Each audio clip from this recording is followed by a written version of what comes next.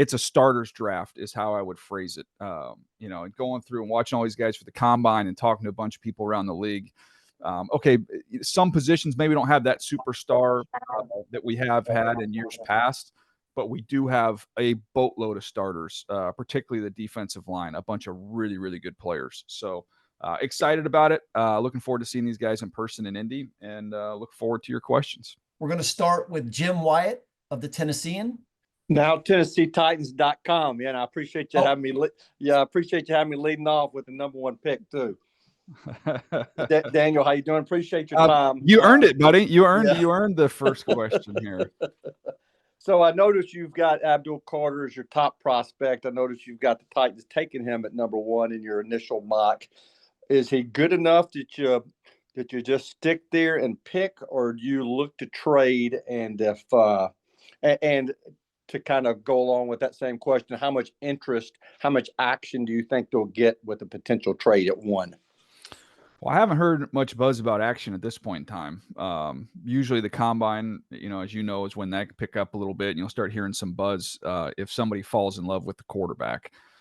That's where the trades happen, and that would be, that will be interesting because I look at them, and to me, I think there's really a couple options. I think it's three players. I think it's Abdul Carter. I think it's Travis Hunter or Cam Ward. I think you're deciding between those three players. And then the fourth option is the trade. But to me, if I'm Tennessee, I'm not going past three unless I get an enormous haul. And I don't think you're going to get that in this draft. So to me, I think that's what their decision is going to come down to.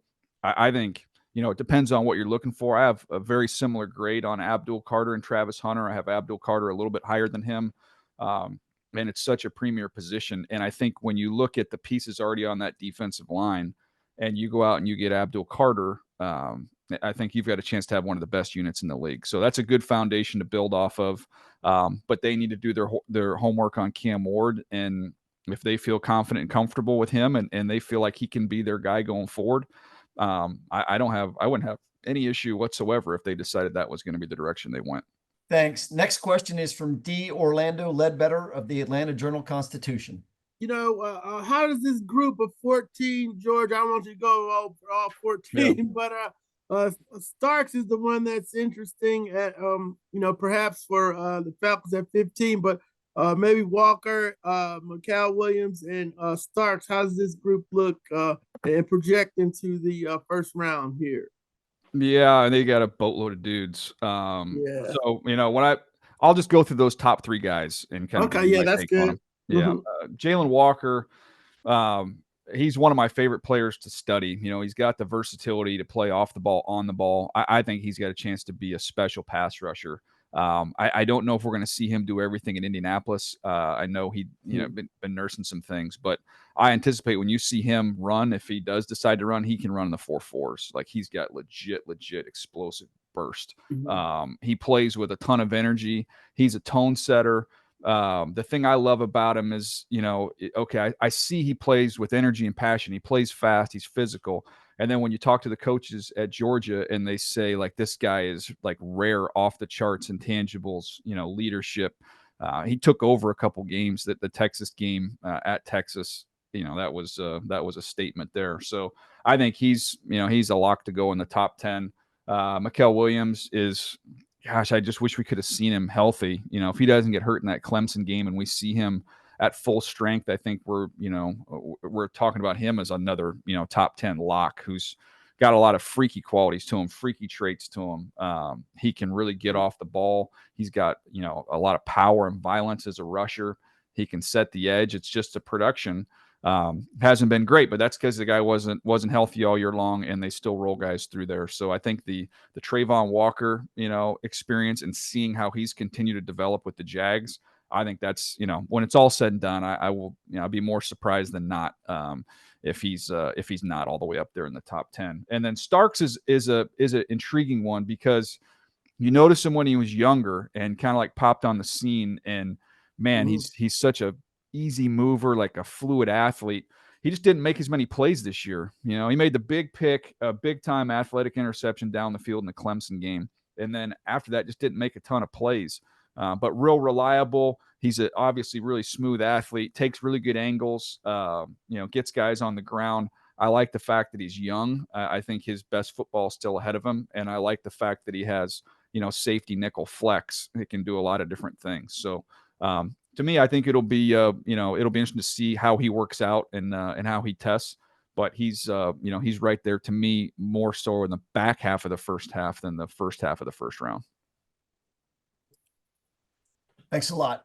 Next question is from Ryan Dunleavy of the New York Post.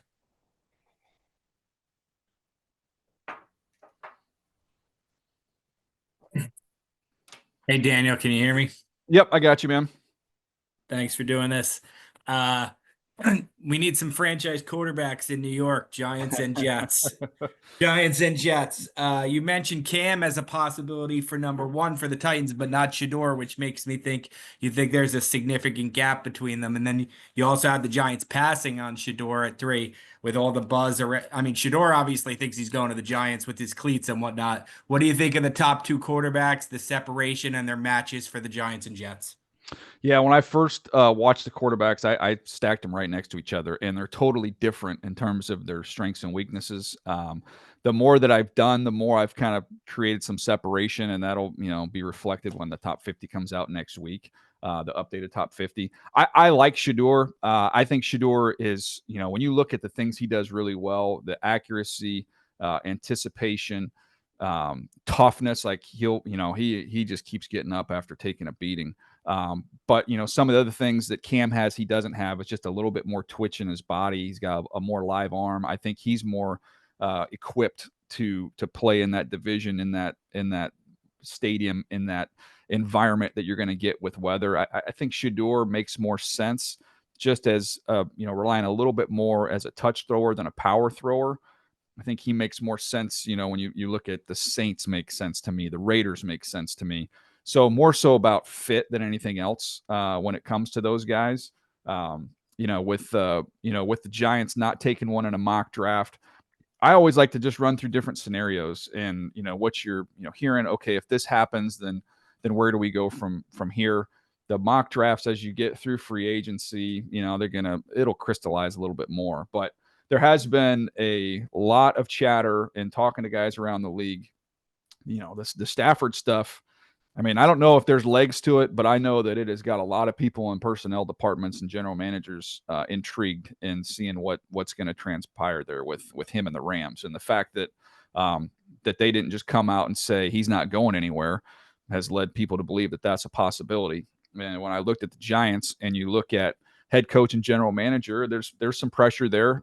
You need to get this thing going, especially after the team in your division just won the Super Bowl. So I looked at that and I am sitting here thinking, man, you talk about turning around, some excitement here in that market.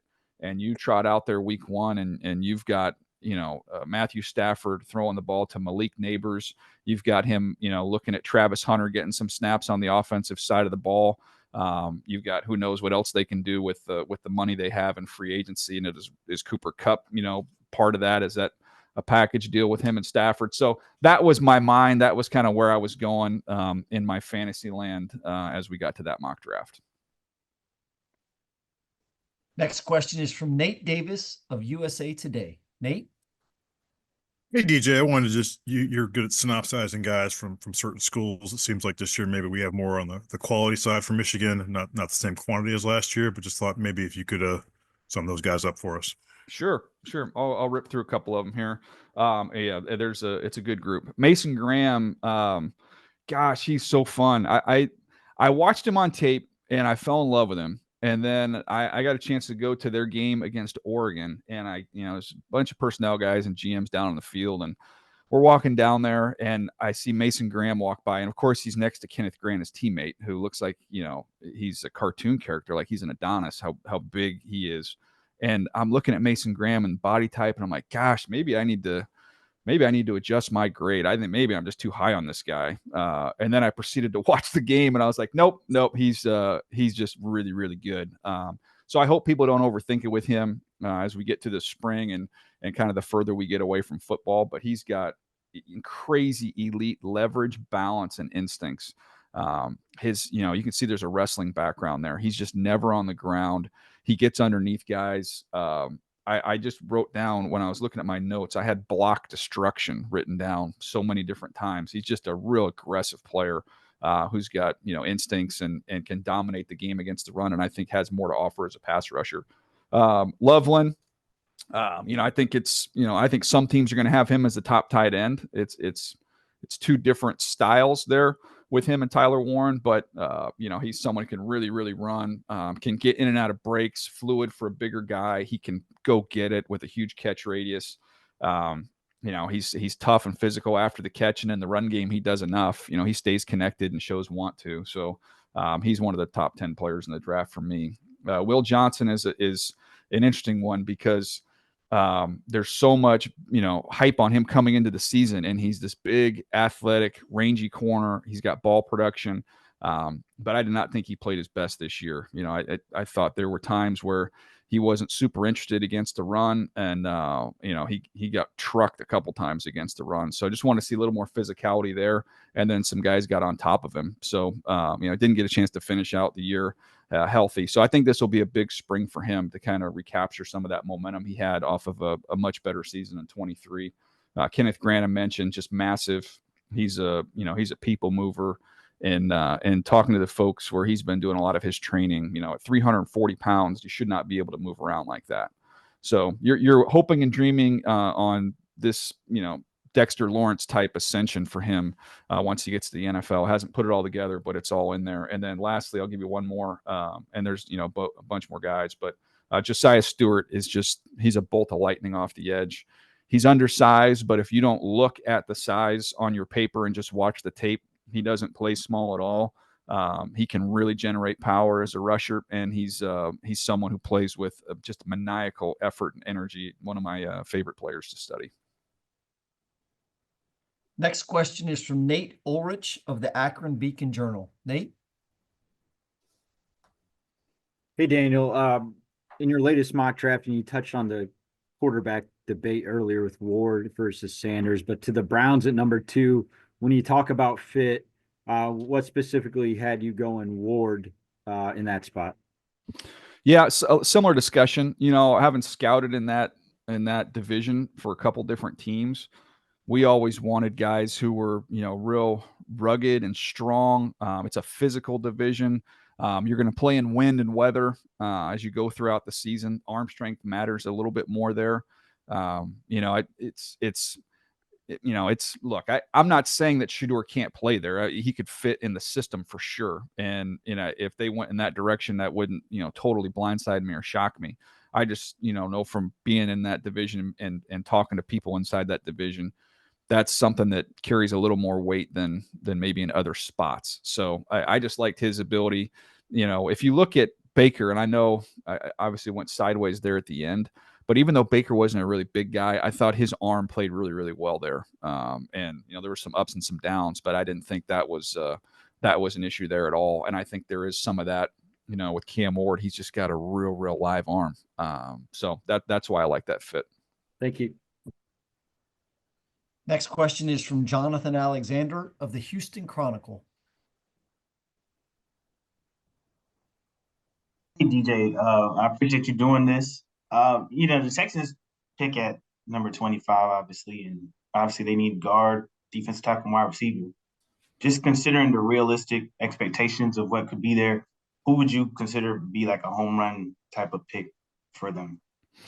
Well, you mentioned the interior of the offensive line is someplace you can address. I think you can address that interior offensive line on, later on in the draft. I think there is some depth along that interior. The two receivers that I just think were ready-made to play there, and one of them is the obvious one, is Emeka Egbuka, because of his connection and history with C.J. Stroud, but can play inside, can play outside, just really, really smart and instinctive and tough. I think he would make a lot of sense there. He's, there's two guys. When I look at the Houston Texans, it's Egbuka, is for those exact same reasons that I mentioned, and then the exact same with Matthew Golden. I have those guys right next to each other on my list. Matthew Golden, I think both these guys actually are going to run a lot faster than people think, but a lot of the same attributes. I've become kind of obsessed with receivers with the thought and keeping an eye out for guys who are grounded through the catch, guys who really trust their hands and run through the ball. I've just put more importance on that. You just see the really great receivers in the NFL have that trait, that quality, that confidence in their hands, and allows them to do so much after the catch as well. So both those guys are grounded through the catch, tough, smart, instinctive players that I think would be home run fits there with CJ Stroud. Next question is from Brian Wacker of the Baltimore Sun. Hey, Daniel, thanks for doing this.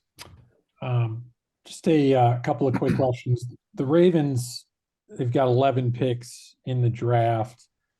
How do you sort of grade the overall quality of it depth-wise? And then secondly, is this a draft that they don't trade up very often, but, is it a draft where you could see maybe trading up in the first round to take maybe an edge rusher like a Jalen Walker, Mike Green, or somebody who can have that kind of immediate impact, edge rusher wise, a position they've kind of struggled with in those middle rounds, finding those guys?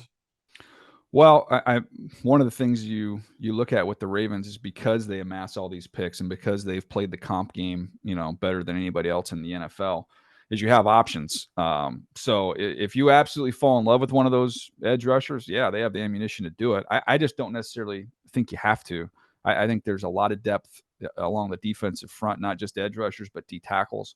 If they want to be patient, I think one comes to them. Shamar Stewart is someone that I paired up with them who's just got a ton of twitch and a ton of ability out of Texas A&M. I think his best football is ahead of him. Even someone like Donovan Izaraku from Boston College kind of fits what they like in rushers. He's real long. He's firm. He's got some power, and he's got a lot of production. So, and we can go on into day two. Like there's gonna be edge rushers there. The one thing, my ears perked up thinking about them moving up was with your question was maybe an offensive tackle, depending on what happens with Ronnie Stanley. If Ronnie Stanley were to depart in free agency, and say it's a Simmons or someone like that they really like and have a high grade on, there's not a lot of depth of starting tackle caliber players in this draft. So that would be more in line with my thinking there. Okay. Thank you. Yep. Next question is from Martin Frank of the Delaware News Journal.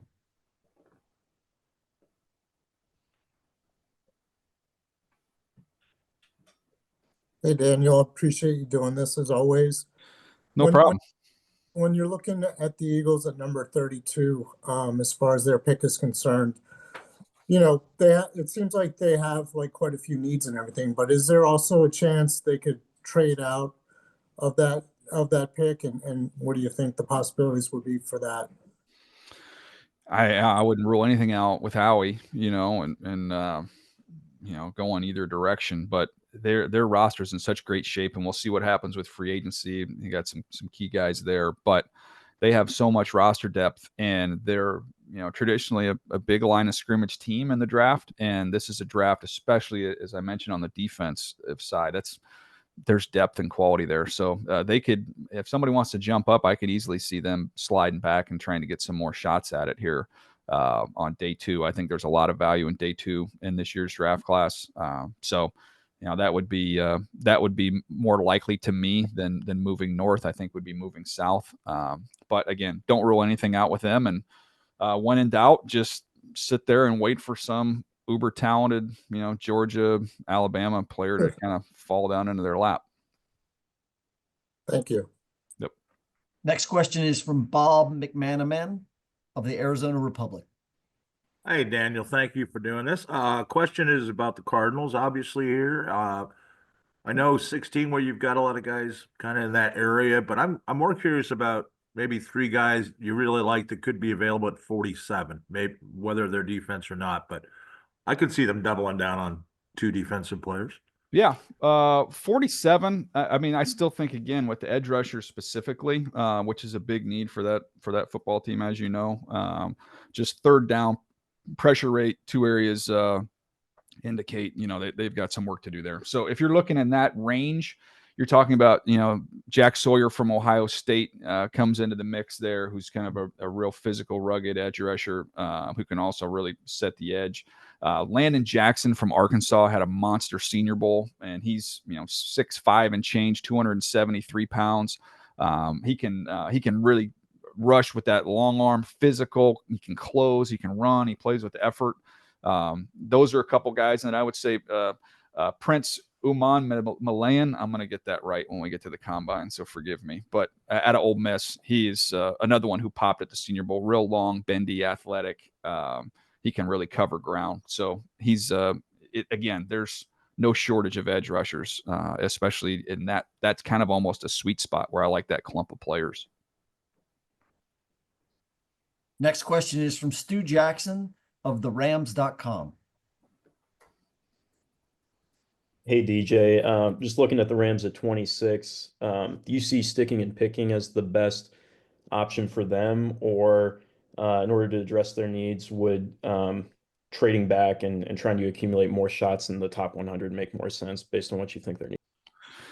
Well, Les has done such a good job, in that range. And so getting out of there and collecting extra picks, I'm all for that, especially when you kind of look at the direction that they could be looking. The tackle, I wouldn't feel as confident of what you're going to get if you trade back, but there's still a need for corners, receivers.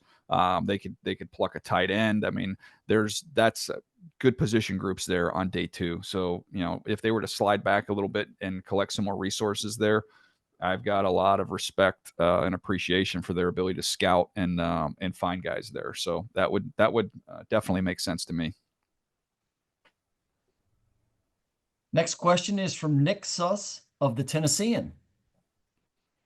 Hey, Daniel, you mentioned at the top that you wouldn't necessarily see the Titans moving past 3, or you wouldn't advocate for them moving past 3. I'm just curious what your opinion would be on what a reasonable haul would be for moving if you're only moving 1 or 2 picks back. Oh gosh, I'd have to pull up the comps on it. I don't have it in front of me right now, but it does vary in terms of what the overall feel is on the class and how much they want to move out. I mean, I'm sure they'll have opportunities to slide back a little bit if they if they want to. I just don't know if this is going to be the traditional haul that you've seen for some of these other years where you had and I know obviously Caleb Williams was a little further to travel there, but in previous years, I just think there's been a higher opinion overall in the quarterback class, which drives price. So to move back to 3, I mean, you're getting an extra, getting next year's 1, I guess. You start there, but in terms of how much on top of that, I don't know that you get traditional costs and prices this year. Gotcha. Thank you. Mm-hmm. Next question is from Eric Dalala of DenverBroncos.com. Hey, DJ, Sean Payton's talked about wanting to find this joker player, whether it's a tight end in the receiving game or a running back that has that potential out of the backfield. I know you had Loveland in the first round, but any day 2 guys that you think could kind of fit that mold if they decide to go somewhere else in the first round? Yeah, there's some fun ones. And it got a lot of people like myself, I think, looking around going, okay, who would you classify in that department as mismatch type players? So if I'm going to go running backs and they are picking at 51 and 85. So if I'm just looking at some running backs that I think are mismatch type players, Jaden Blue in the pass game out of Texas, like he's a legit 4-3 guy, and they use him on a bunch of different ways in the pass game. Angle routes, he can snap guys off, he can run up the seam. Even just getting him the ball in the flat with his speed, he's a weapon. So that one, to me, I don't think you'd have to take him in the second. I think you could, get him in the 3rd round, but that was one when I was thinking about, how they would use guys. That was one that definitely popped into my head from the running back position. RJ Harvey's another one out of Central Florida who's, compact. He's, he's under 5'8", he's 207 pounds. But when I watched him, I was like, okay, who does he remind me of? And this guy's like a mix of Devontae Freeman and Tariq Cohen. Like he's that type of just fast, low to the ground, shifty, is just going to be a nightmare. And they use him on wheel routes. They get him the ball in the pass game as well. So I thought him, those are kind of outside the 2nd round, some fun mismatch type players. And then from the tight end standpoint, I think Fannin is a good one from Bowling Green, who's a little bit undersized, just over 6'3". He's just under 240 pounds, but he's just got a real knack for it, a real feel for it, creating separation. He kind of reminds me, it's sacrilegious to say it because he's now going into the Hall of Fame, but he's like a mini Antonio Gates, just with his movements, just how he kind of moves around. It's kind of a unique movement style that he has. But you're questioning, like, how fast is this guy? And then you watch Penn State and you watch Texas A&M, and he's just kind of running away from everybody and creating a bunch of big plays. So I think you'd have to take him in the second round. I don't think he would be there in the third round, but he's definitely a fun mismatch guy.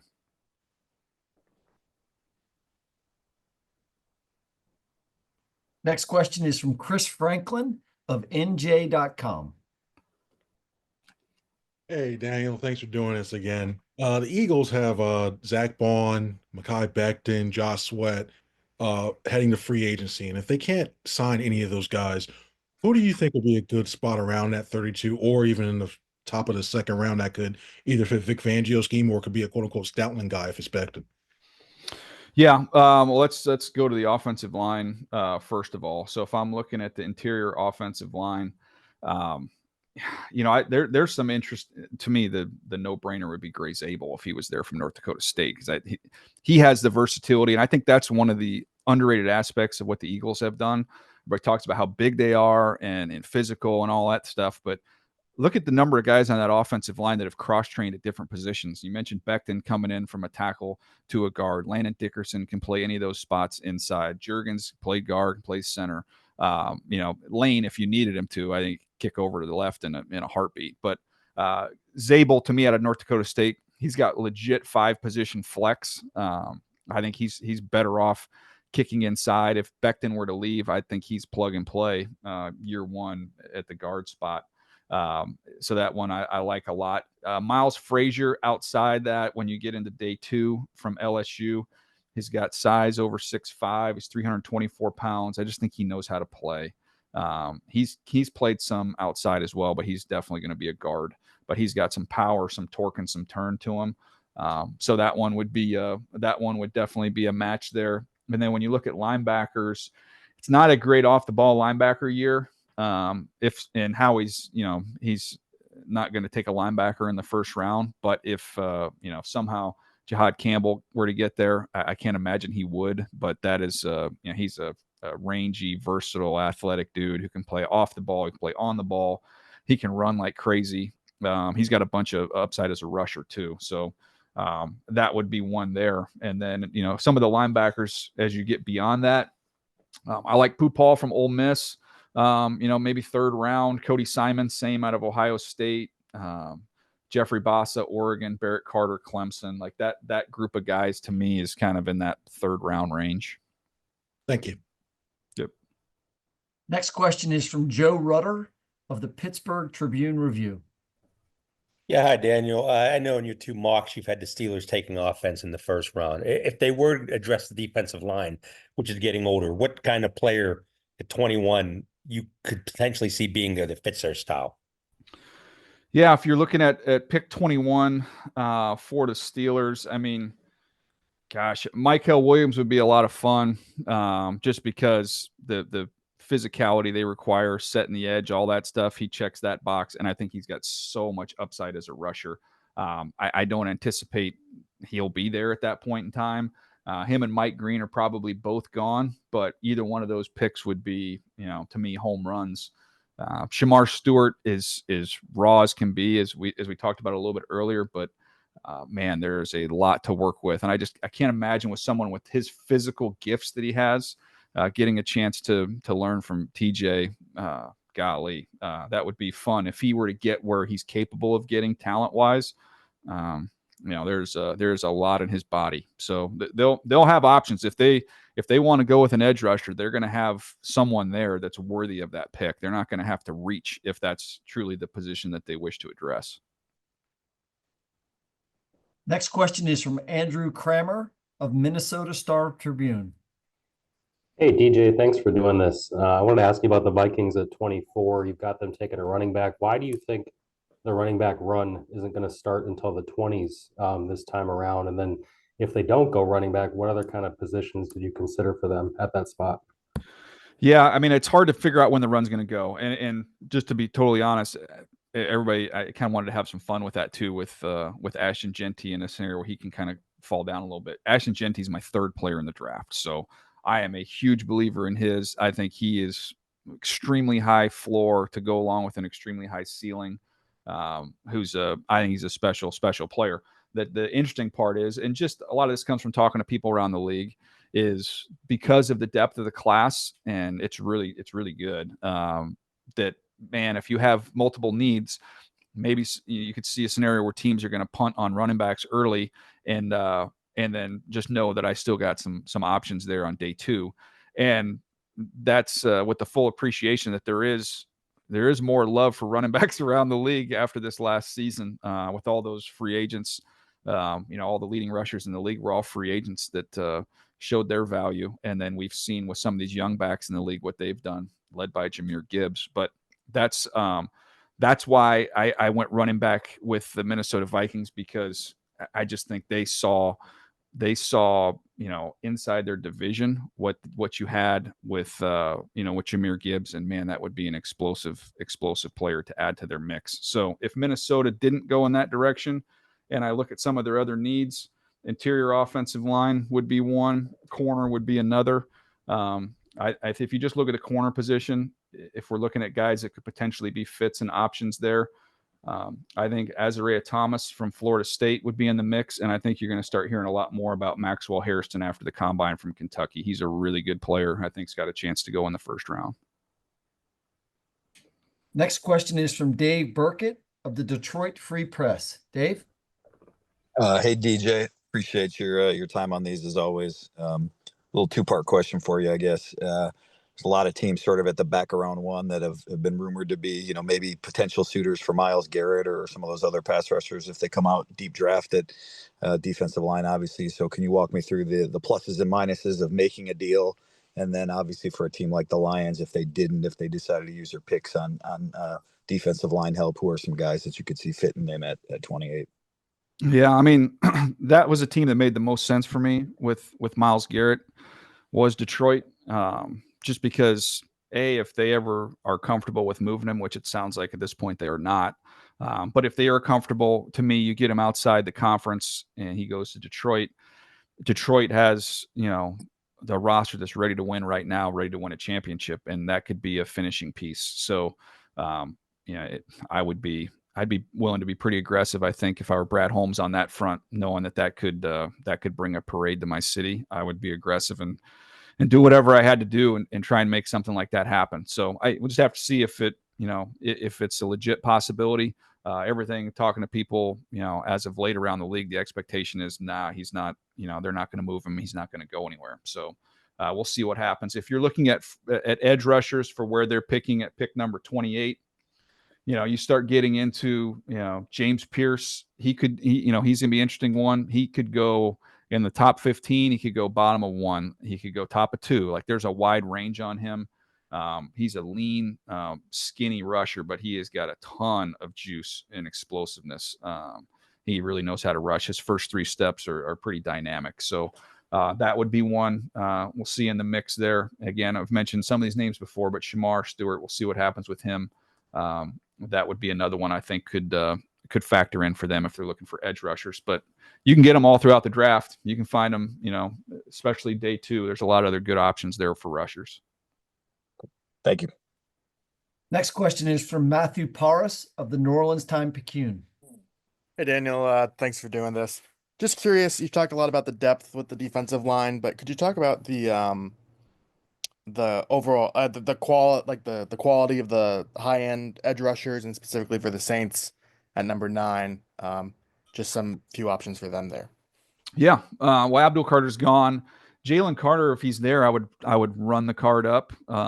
If you had an opportunity to get him, I just think he makes all the sense in the world for him. And he's just so dynamic, and not only just with the talent that he brings. I think in year 1 with Kellen Moore, I think having someone like that who's going to, he's going to take your message and spread it around.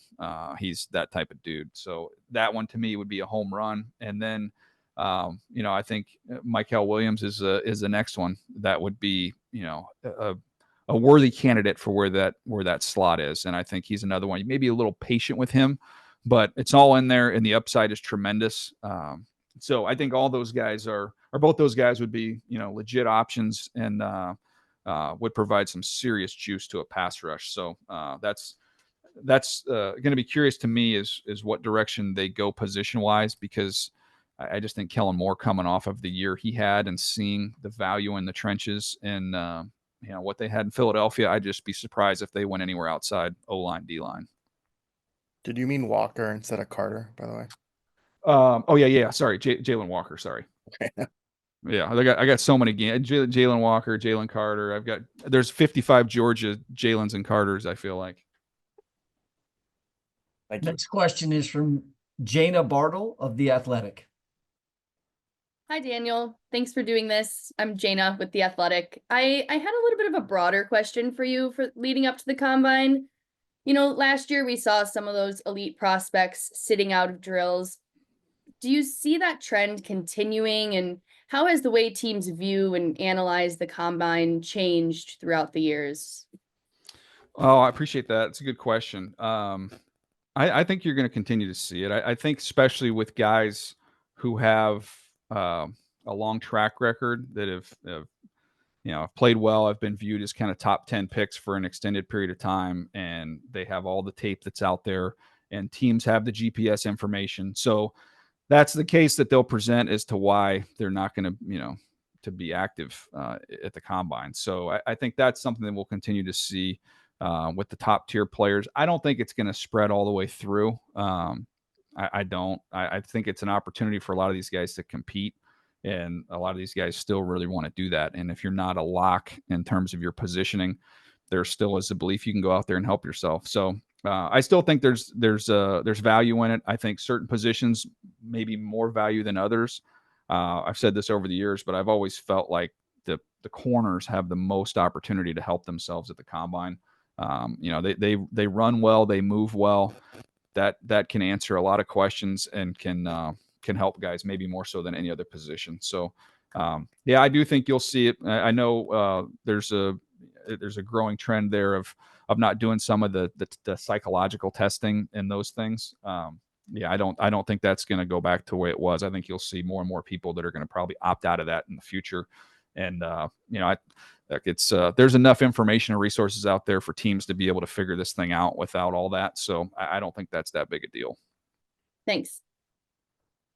Next question is from John Glennon of the Nashville Post.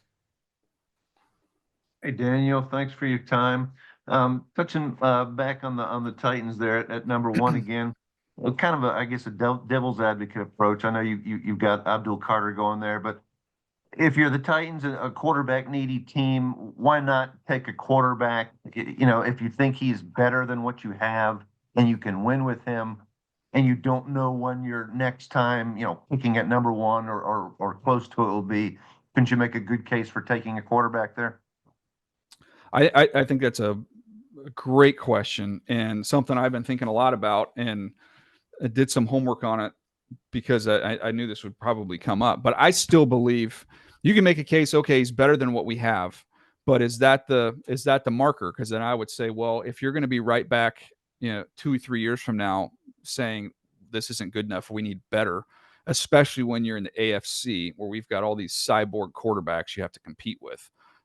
If you don't want to draft somebody you're going to have to replace within a couple years just because he was a little bit better than the guy you had currently on your roster. And the pushback I get when I've said that is, but you never know when you're going to be up there again. And so we looked it up and okay, the Bears were up there and they had a quarterback that was better than what they had, and they passed on it, and they turned around and got Caleb Williams the next year. There's teams that could have taken Will Levis, the Commanders, the Patriots, the Vikings. They all passed. The Commanders come back and get Daniels. The Patriots come back, get May. The Vikings come back, get McCarthy. The Texans passed on Kenny Pickett twice. They got C.J. Stroud the next year. The Jags passed on Jordan Love. They got Trevor Lawrence the next year. The Bills passed on Mahomes. Now, obviously, That's one that's worked out for both teams, maybe more so initially here from Kansas City, but they got Josh Allen the next year. So I do think there is some precedent there that, that you can't just say he's 5%, 10% better than what we have, so we have to take that position. That's just my thoughts on it. And, that's why you have to decide, do you envision with the quarterback you take at number 1 that he's going to be able to help your team compete against Mahomes, Josh Allen, Joe Burrow, Lamar Jackson, Justin Herbert? Like, you need to have those honest conversations in the draft room. Thanks. Next question is from Dan Wiederer of the Chicago Tribune. Hey, DJ, it's obviously offensive line season here in Chicago. So I wanted to ask you first about Calvin Banks, specifically at the tackle position, what you see in him. And then with Zabel, I know you like his versatility, but what are some of the things on his tape and his Senior Bowl performance that really jumped out at you? Sure. With Banks, I love the fact that he's 320 pounds. He's thick. He's sturdy. He can bend. He's athletic enough to really sink and bend, keeps his hands in tight. He plays with patience. The stuff that he gets in trouble with is sometimes he sets a little bit deep. And then he ends up getting in some trouble that way when he kind of creates more runway. So I think if he could be a little more firm and not getting quite as much depth in his set, that he'll be able to solve that problem. And then in the run game, I just want to see him show a little bit more strain and finish, just a little bit more nasty to him in the run game. But he's a good athlete. He's someone that I think can play. I think even though he's not the tallest guy in the world, I still think he could hold up and play tackle, no problem. And I think he could. I think he could be hell on wheels as a guard. So that's Banks. And then when you look at Gray Zabel, man, the week of practice, there were not many bad reps at all during the week of practice for him. In the game, he got on his edges a little bit, and as he's kind of moving around playing all these different positions, but. He's someone, again, who's got really good balance. He's always under control. He's never on the ground. He's got strong hands. He's really aware, in terms of seeing things and picking things up. He's a guy who's played a lot of football, who's polished, and answered any of the smaller school, so to speak, questions at the Senior Bowl, even though North Dakota State's been, a school that's pumped out a lot of linemen. So, I'm a huge fan of his, and I think he's definitely in the mix to go in the first round. Next question is from Ben Standig of The Athletic. Hey, Daniel, thanks for doing this. For a team like Washington, they've got needs on both lines, but of course there's this push to get Jaden Daniels more weapons. It always feels like when you have a quarterback like that, he can raise the level of receivers more than you have to get him star receivers, if that kind of makes sense. So how do you kind of weigh that option? Like, you have this quarterback, but you also need to build the line to help them get to the next level. Yeah, I mean, I think it's arguments you can make on both sides of that, but I do agree, though, that quarterbacks elevate the play of others. And if you want to start, let's get him protected and let's keep him healthy. And then let's be really good at scouting and evaluating players that we can find without premium resources. And let's surround them with some of those guys as well. I think once that foundation and the offensive line is built and steady, then I think you can go shopping for some of the other things. I kind of always use the analogy of, you got to go shop at the hardware store before you go to the toy store. So I would continue to try and address that offensive line, not only so we can run the ball better and we can do different things, but just to keep him upright and healthy. And I think you can, Adam Peters is really good. He's one of the best evaluators in the NFL, and he's been around a lot of good receivers throughout his career, especially the group that they had up there in San Francisco. So I'm confident he'll be able to find receivers without necessarily using the premium resources. Next question is from Cassidy Hill of Panthers.com. Hey, DJ, thanks for doing this. You had in your mock draft, the Walker coming here, but also kind of mentioned the idea of a trade back. I'm just wondering, when you're looking at a team like the Panthers that have so many needs across defense, is this a class that is deep enough to pass on a guy like Walker just to get more pieces? Well, I mean, that's a good discussion and it's a good debate in the room. I mean, I don't think you want to do it just to get a 4th round pick, but I think if you can, get some quality resources, get another pick on day 2, he's a great player. And I wouldn't have any criticism if they decide we're just going to stick and pick him and go forward. But when you have this many holes, and this is a draft that does have a lot of talent and depth, on the defensive front, I'd be interested in that option. I'm not saying, that's the right or the wrong way to go. I just think, man, there's so many holes there, and you could fill a bunch of them if you could slide back a little bit. So, I think that's a good debate and a good discussion. I could spend 10 minutes and argue it each way. So they just have to see what they get. I definitely think you'd want to get a premium. I don't think you just do that just to go back and get an extra pick. When I get called on, which could happen any second now, or not. Let's see. Next question is from David Ferrones of the Fort Lauderdale Sun Sentinel. Nope. Hi, DJ. Thanks for doing this. I saw you went Tyler Booker to the Dolphins at 13 in your latest mock. Beyond the obvious needed guard from Miami, why him? And how many different paths could you see the Dolphins going with that pick, considering Chris Grier likes to go for his best player available and not necessarily by need early in a draft where they do have 10 picks to address needs? Yeah, I just think he's a perfect marriage of need and fit and value. So, Booker to me is one of the more consistent players that I've watched in this class. He's big, he's powerful. He's someone that when you talk to the folks at Alabama, they just rave about him in terms of the work ethic, the leadership. Someone there told me he was like the Will Anderson of their offense in terms of the leadership. Someone had been around there for a while. So I think all those things considered, I think you have somebody who's really, really firm in pass pro. With Tua, I think the interior of that offensive line being firm is very important. So that's one that I just thought was just a home run pick for them in terms of all those factors coming together. That's why that one made a lot of sense to me. Defensive tackle could be an area they could go as well. And there's no shortage of defensive tackles that are intriguing in this draft. I mentioned them a little bit earlier, with Kenneth Grant. That would be a fun one to throw into their mix as well, just as someone who is already dominant against the run, but somebody I think's got a lot of upside as a rusher, and someone who, if they can stay healthy on the edges, someone who will benefit those guys just because he's gonna take away the escape hatch, just his ability to push the pocket, even as he's growing and developing and evolving as a rusher.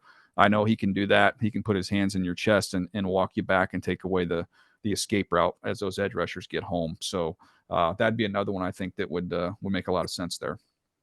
Thanks. Next question is from Tim Bialik of Cleveland.com. Daniel, thanks again for doing this. It's kind of a quick 2-parter when it comes to the quarterbacks. Obviously, this isn't as strong a QB class as 2024. Likely not to get more than 2 or maybe 3 QBs in there. I guess part 1 is how would Cam Ward and Shedeur Sanders fit if you stack them compared to last year's guys as far as the top 6?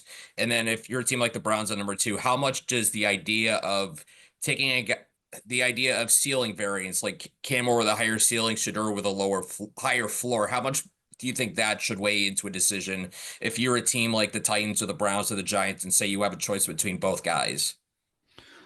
Yeah, I mean, that's the age-old debate, right? Do you want safe and floor, or do you want, kind of exciting and upside? I always feel like, again, for the same reasons I've referenced earlier, it's just that the high level quarterback play, particularly in the AFC right now, it's hard to go with the floor instead of the ceiling there and know, hey, if we go with the ceiling and, we can hopefully have enough a rope to come around and try and go get another one at some point in time. I mean, nothing's guaranteed, but I always tend to be a little bit more, let's chase the upside a little bit when we're up there.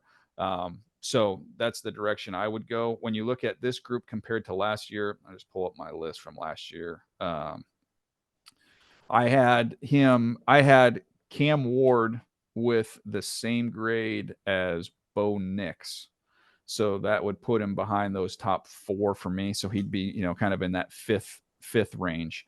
and Michael Penix I had just slightly ahead of Shedeur. So Shedeur would be behind those guys, behind Caleb Drake, Jaden McCarthy, Nix, Penix. Then I would have Shedeur right behind that group. Thanks a bunch. Mm-hmm. Next question is from Ryan Mink of BaltimoreRavens.com. Yeah, thanks for doing this, DJ. Just curious, how do you see the cornerbacks and safety classes? I know last year had a ton of depth at corner, especially a lot of guys went high. How do you see that in the front end of that group and then the depth there? Can the Ravens find a plug-and-play starter if they don't bring Brandon Stevens back? And then similarly at safety, the Ravens are kind of looking for a potential starter there or at least a third safety. Yeah, I think it's a little deeper at corner than safety this year. And if we're, looking at the Ravens, if we look where they're picking on day 2, like 59, 91, 59, I like somebody like Trey Amos from Ole Miss. That would be someone I think would be a really interesting fit for them. Parrish from Kansas State, who I think could play inside, can play outside. Those are some intriguing players. Quincy Riley from Louisville would be in that like 3rd round range. Is a good one who kind of plays with a little bit of that edge that they like there in Baltimore. So those are some of the corners. When you look at the safety group, 2nd round safeties that late 1st round, by the way, South Carolina's Nick Amon-Wari, if he was there, I would turn the card in. I think he'd be a fun player for them to play with. He's big, he's physical, plays more near the line of scrimmage. He makes a lot of plays buzzing underneath the ball, and he's a physical, firm tackler, and he's an aggressive dude. I would be excited about that at the end of the 1st round. And then when you start getting into the 2nd, 3rd round at the safety position, I really like Jalen Reed from Penn State, who's 212 pounds and can run. He just plays really, really well. Timing and burst as a blitzer. He can play the ball. 3rd round wise, Ransom from Ohio State, Makubu from Texas, Billy Bowman from Oklahoma. So those are some of the names of those guys. But I would say in terms of the depth of it, I feel like you're getting a little bit longer group there at the corner group. Great. Thanks, DJ. Mm-hmm. Next question is from Bill Huber of On SI. Hey, DJ, how you doing? Doing great. Good. I appreciate your time on this. You probably heard Josh Jacobs at the Super Bowl talking about the Packers need a number 1 receiver. I'm not sure that guy's available in free agency, and they don't pick receivers in the 1st. And you kind of hit on those guys anyway. But Green Bay has had a sweet spot in the 2nd round at receiver. Kind of who do you like there? And whether it's early or late, who do you like as a kind of a big play guy with some, not just a fast guy, but a guy who can actually play with some big playability? Sure. I think somebody's mic is open, by the way. So when we look at the Green Bay Packers, first of all, with where they're picking, I pull their number up here. They are picking 54. So at 54, you're looking for a big play wide receiver. Trey Harris is a good all-around receiver out of Ole Miss. I think that's about the range where you're going to see this clump here with Trey Harris from Ole Miss, Jaden Higgins from Iowa State, Jack Besh from TCU. All those guys are big. Trey Harris is almost 6'2". Higgins is almost 6'4". Jack Beck's 6'1" and a quarter, 214 pounds. Those guys are all kind of in that range of the draft. Torrey Horton is another one from Colorado State who's going to be around that range. All those guys are big. All those guys can make plays down the field. All those guys are going to work out well in the red zone. They're going to be point producers. So that's a good clump there of wideouts that I think would make some sense. If they wanted to go with a little more of the compact, explosive player in that mix, which I think they already possess. But to me, you look at Jalen Noel from Iowa State, who's going to put on a show at the combine. He is really, really explosive, and he can play inside. I think even as an undersized player, he could play outside. And then Jalen Royals from Utah State, who's got a real compact, 210 pounds. Actually, kind of looks like Randall Cobb to kind of go back in the old school there. But there's a good clump of receivers there in that 2nd round range. And as you mentioned, they've done a great job of identifying those guys. Thanks. Appreciate it. Sure. Next question is from James Crepa of the Oregon. DJ, wanted your perspective on three of Oregon's guys, starting with Connerly and Harmon and Birch. And I know you've mocked Connerly into the first, but where Harmon and Birch fall in your projection so far. Sure. I actually have Harmon even over him on my list personally. But Harmon's just really disruptive. He's got quick hands. He just lives on the other side of the line of scrimmage. He's really instinctive. He's aware. He knows where blocks are coming from. And he gets up the field. So he's a fun player. I want to see him use power a little bit more. He flashes it. It's all in there. But I'd love to see him play into his power a little bit more. But I think he's bottom 1, top of 2 type pick. Connerly is just, he's got that, sturdy frame, long arms. He's real patient. He's got quick feet. The issue with him is just going to be he's not a great bender. And that's how you can kind of get caught like he did in the clip that got sent around from Mike Green at the Senior Bowl. So that's going to be something he's going to have to continue to work through. It's just getting a little bit lower, bending a little bit better. And then similarly to Banks, as I was talking about earlier, just a little more strain and finish in the run game. But, the grade I gave him puts him kind of bottom 1, top of 2 in that range. And then Birch was the other one who's an interesting player to watch just because he's so big, but he's kind of more of a finesse player than a real physical player. Not a real violent guy, but he's nifty. He's got, plays that long arm move. He's got a real steady bull rush, not real, dynamic, twitchy, explosive, but he can hold up with his length at the point of attack. And he does play really hard to close and chase plays from the backside. I thought he was more kind of, bottom 2 to middle 3. That's where I had him on my list. Thank you. Next question is from Jerry McDonald of the San Jose Mercury News.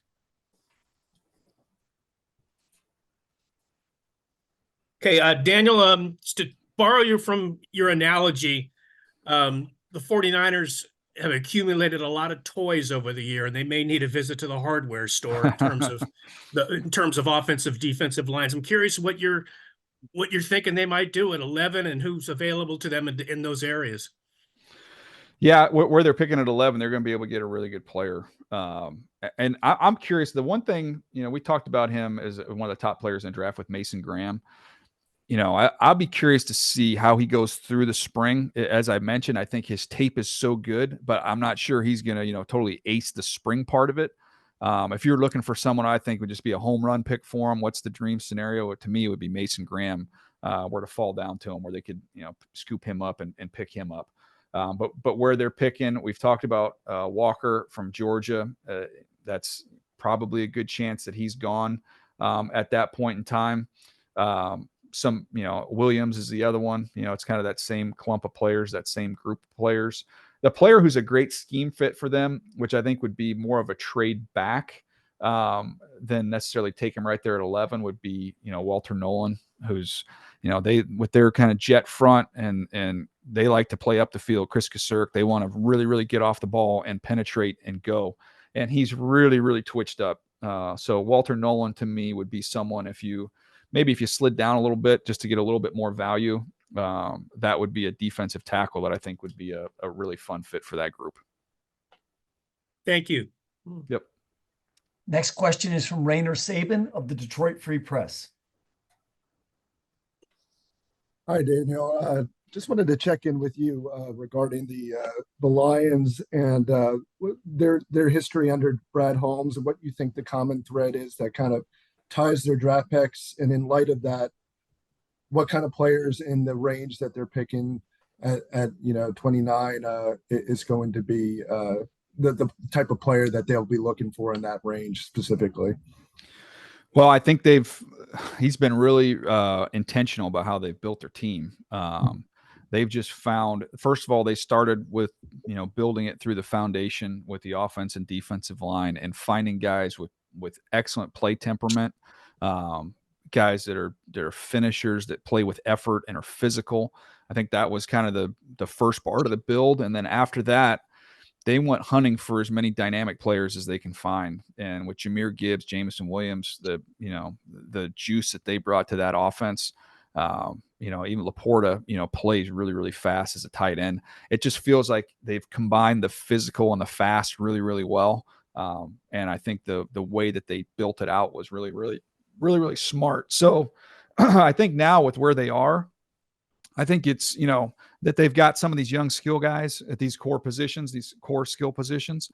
And you've got Zeitler's a free agent. I think you could look at them, kind of going back, kind of going the full circle here, start big, go fast. I think you can come back around and then go back to the line of scrimmage again. If they can't get Zeitler signed, I've mentioned Zabel for them as someone I think is plug and play.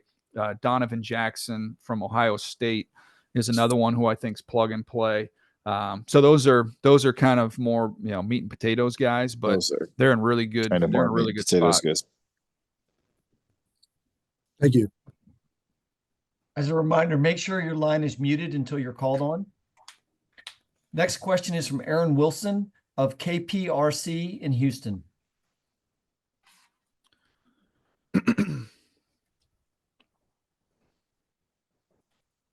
Aaron, you're up.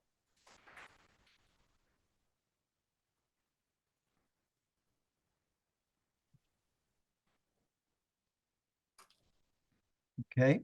We're going to move on to Andrew Mason of 104.3 in Denver. Hey, DJ, wanted to ask you about mocking Colston Loveland to the Broncos at 20. Like, what do you like about him as a potential fit? And also, kind of a follow on that pick, you talked about how special Ashton Jeanty was.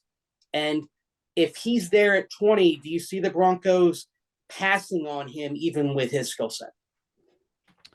Well, push comes to shove. First of all, I think I would just be shocked if Jeanty did get there. I was kind of playing around with a different scenario in that last mock draft. His tape is so good. The character's so good, all that stuff.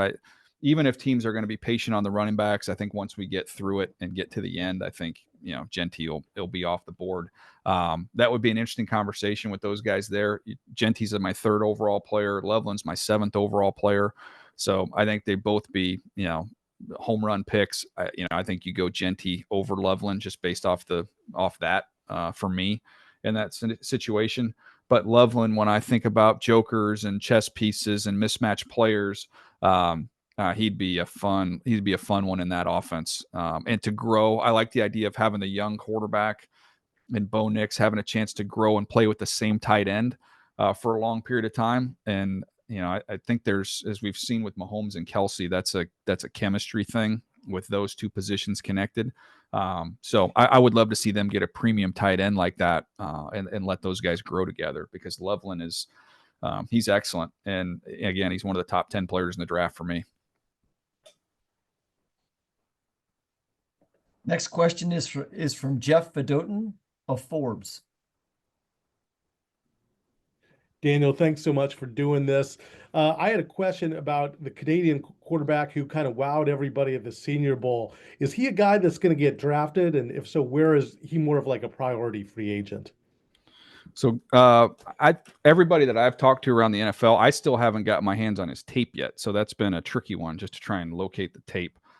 So I'm that's one of my things I'm efforting to do, is to find my way to that tape. But there was a lot of excitement just the way the ball came out of his hand, and it was still more of a late round, priority free agent situation. But he's got some size, and just in the brief exposure I had to him, watching him there, I think you have something to work with. So I'm anxious to see the tape. I'm anxious not just to see the tape to see him, but to see the style and the quality of play.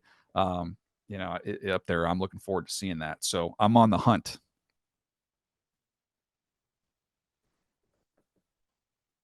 Next question is from Anthony Cosenza of SB Nation.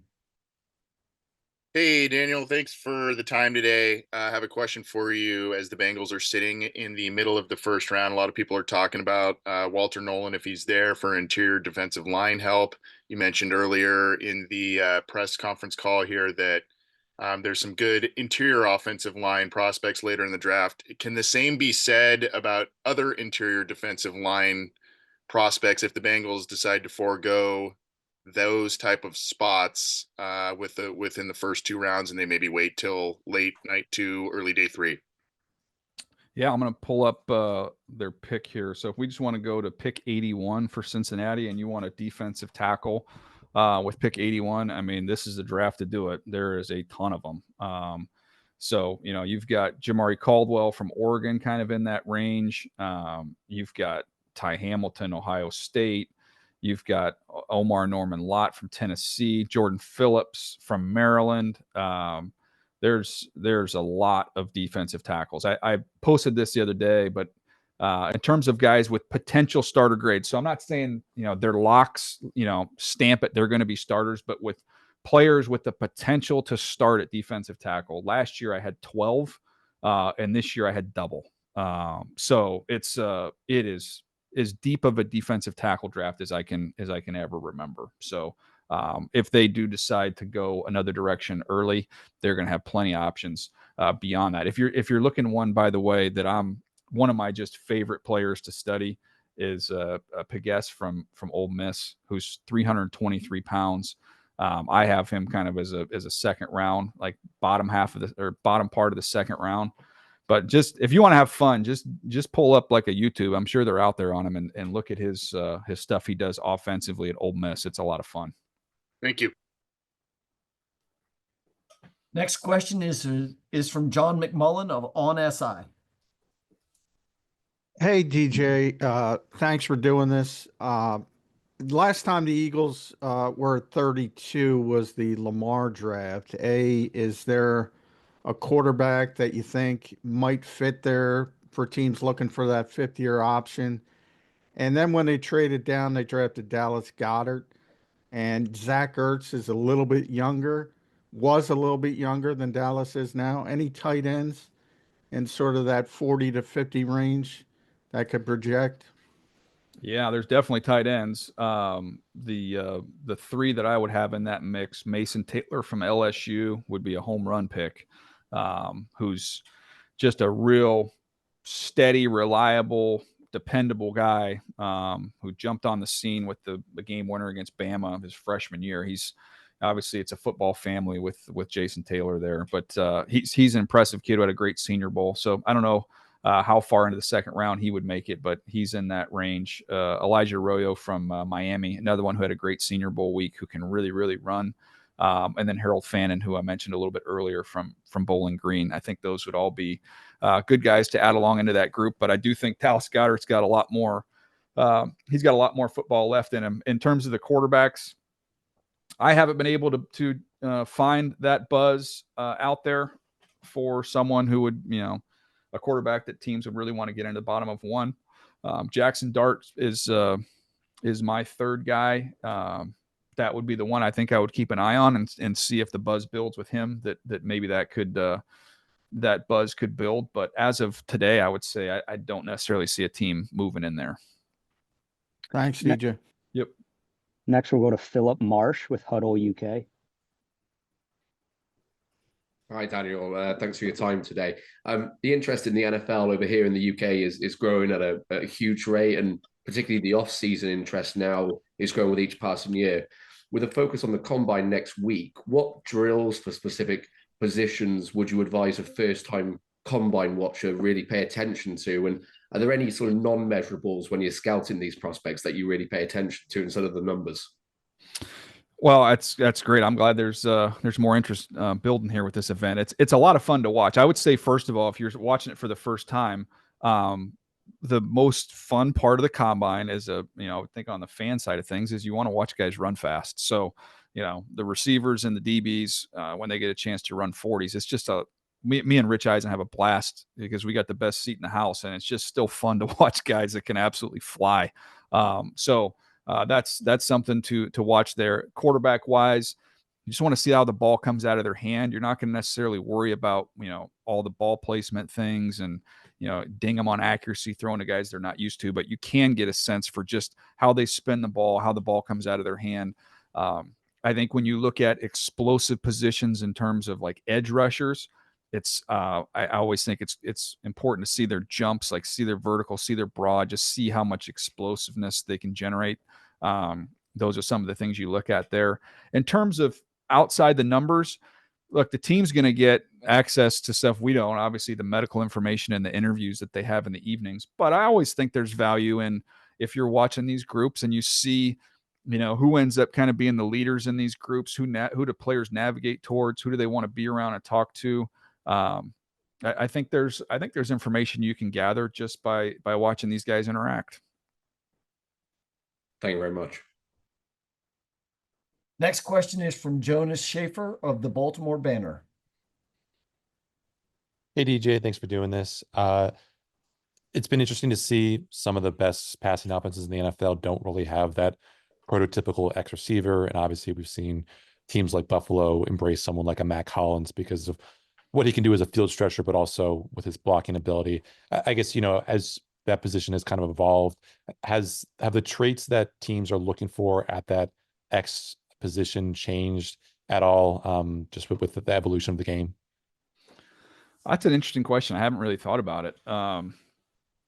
I still think the core principles are the same in terms of, size, physicality, the ability to win on third down and in the red zone, catch radius. I think a lot of those things have been the same for a long period of time. The blocking thing's interesting.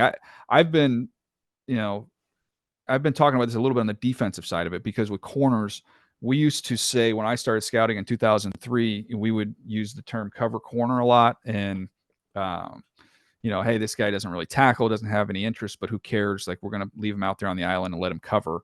And I think we're seeing so many condensed formations now that it's become imperative that you can tackle as a corner, because they're going to put you in run fits. They're going to leave you alone, block everybody else, and make you be the force player. But it's also done as it's created a need and a desire to have wide receivers that can do what the Rams have done, which is get guys who can dig out linebackers and who can be physical presence in the run game there as well from those tight splits. So, I think all that stuff kind of, factors into a little bit of evolution and a little bit of change there. But I still think when I think of an X, I still think third down red zone. I'd like to have somebody who can win one-on-one out there. Thank you. Yep. Next question is from Mike Payton, A to Z Sports in Detroit. Thanks, Daniel. This is great. I'm curious about, the Lions are looking for somebody that generally is like a Swiss Army knife, has a lot of positional versatility, can do a lot of different things. Who do you see in this draft, whether it's on offense or defense, that really sticks out kind of later in the draft, second round beyond that just can do a bunch of different things? Well, defensively, I mentioned Pegues of all the different things he can do. He's someone who on the defensive side of the ball is a defensive tackle who every now and then will kick out and just be a big, massive edge rusher. But then on offense, he's a wildcat quarterback. He's an H-back. He's a wing. He runs the ball. That's one of the more fun, versatile pieces in this year's draft. When I look at, a weapon offensively, if you're going to go down the line in the draft, I think there's a fun one in Woody Marks out of USC as someone who can really catch the ball out of the backfield. He's got a ton of production going back to Mississippi State. He's someone that I think can be a little bit of a mismatch player there with what he can do. So a couple different things for him. I'm trying to think of other tight ends maybe that could do some other things. One of the guys that I'm so fascinated about in the draft, he's not going to the combine, which I was bummed about. But Willie Lampkin from North Carolina, he's a wrestler. He's 5'10 and a half, 275 pound center, who you just look at him on paper and then you maybe go out there and watch him warm up and you're like, there's no way this guy can physically hold up. But he does. He just plays with leverage and strength and power. He's a good football player. Did not get invited to the combine. I was bummed because I wanted to see him work out as a tight end. I wouldn't mind seeing him work out as a defensive tackle. I wouldn't mind seeing him work out as a fullback. I do the Charger games. I've seen Scott Matlock, was a D lineman who's converted to fullback. I've seen Ricard with the Ravens. So Willie Lampkin to me is that's a fun toy to play with. I don't know exactly what his role is going to be at the next level, but he's a fun player. Thanks, Daniel. I actually missed the name of the first guy you said. if you could say that one back. Oh gosh, wasn't Woody Marks, was it? No, it was the defense guy who could. Yeah, JJ Pegues from Ole Miss. Yeah, great, thank you. Sure. Next question is from Chris Bumbaka of USA Today. What's up, Daniel? Thanks for doing this. Hope you're doing well. Cam Scatabo is obviously a guy who had a big coming out party in the college football playoff and had a great season. But what does he need to do over, at the combine and maybe at his pro day, depending on if he works out, to keep rising up draft boards, in your opinion? Well, he's a unique player. Like, just when you watch him, obviously the incredible run that he went on, but yeah, I was looking at my notes on him when I was putting this stuff in last night from my notebook, and I said, this guy, he just chooses violence. Like, I don't know if I've ever seen a more aggressive runner who just seeks out contact and who can absorb contact. When I was looking for a comp for him, my first thought was, okay, he's like kind of like a shrunk down James Conner. And I was like, gosh, more than anything else, he just reminds me of a Plinko chip from The Price is Right, of just like bouncing off everything and everybody. But the thing with him is, we know he can catch it. We know, obviously, the vision, the balance, the toughness. The only question is going to be the top speed. So, if he has a chance, I think to me, he looked like he'd probably be a low 4.6 guy. If he would run in the 4.5s, that would be great. That would really help himself out. But she is such a fun player to watch, and whoever gets him is going to have one of the most aggressive and physical runners that we've seen the last few years. So he's a fun one. Next question is from Dave Naylor of TSN. Hi, Daniel. A couple of Canadian players in attendance at the Combine. I know Kurtis Rourke's not going to work out, but I understand he'll be there. And Alec Aymanar from the receiver from Stanford. If you could kind of give us your take on both those players at this point, and obviously understanding that Rourke's comes with the injury. Yeah, no, for sure. Well, I mean, the first time I noticed Stanford receiver when I'm watching Colorado last year, and I'm going, holy moly, he had a monster game there. That was when he kind of jumped on my scene a little bit. He had 290 plus yards in that game. A good bit of it on Travis Hunter, I might add. So he was that's when he jumped on my radar. But outside, big time burst in his release. I thought he was better on the move, like keep him on the go. He's a little bit sticky at the top of routes, working back downhill. But I thought he's someone who runs through the ball, which I like to see. I've talked about that a little bit, being kind of grounded through the catch. The issue with him is just kind of contact drops. Like, you just want to see when he gets kind of those combat catch opportunities, just being a little stronger and finishing on those. But I think he's going to run really well. He's got excellent size, so I'm excited to see him once we get to Indianapolis. And then with Rourke, I mean, gosh.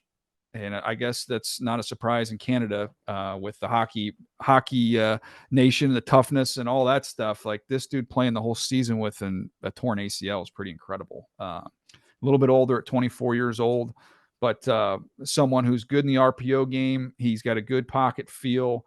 He's quick through progressions. I like the fact he's got a nice, like, quiet delivery. He's not real, violent or aggressive as a thrower. He's just very poised.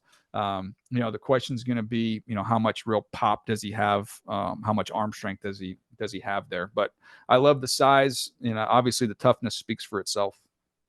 Where do you see Alec playing in the NFL? Where do you see him lining up? Well, I think he'll be outside. I think he'll be an X receiver. I think that's where he's best suited. Thank you. Yep.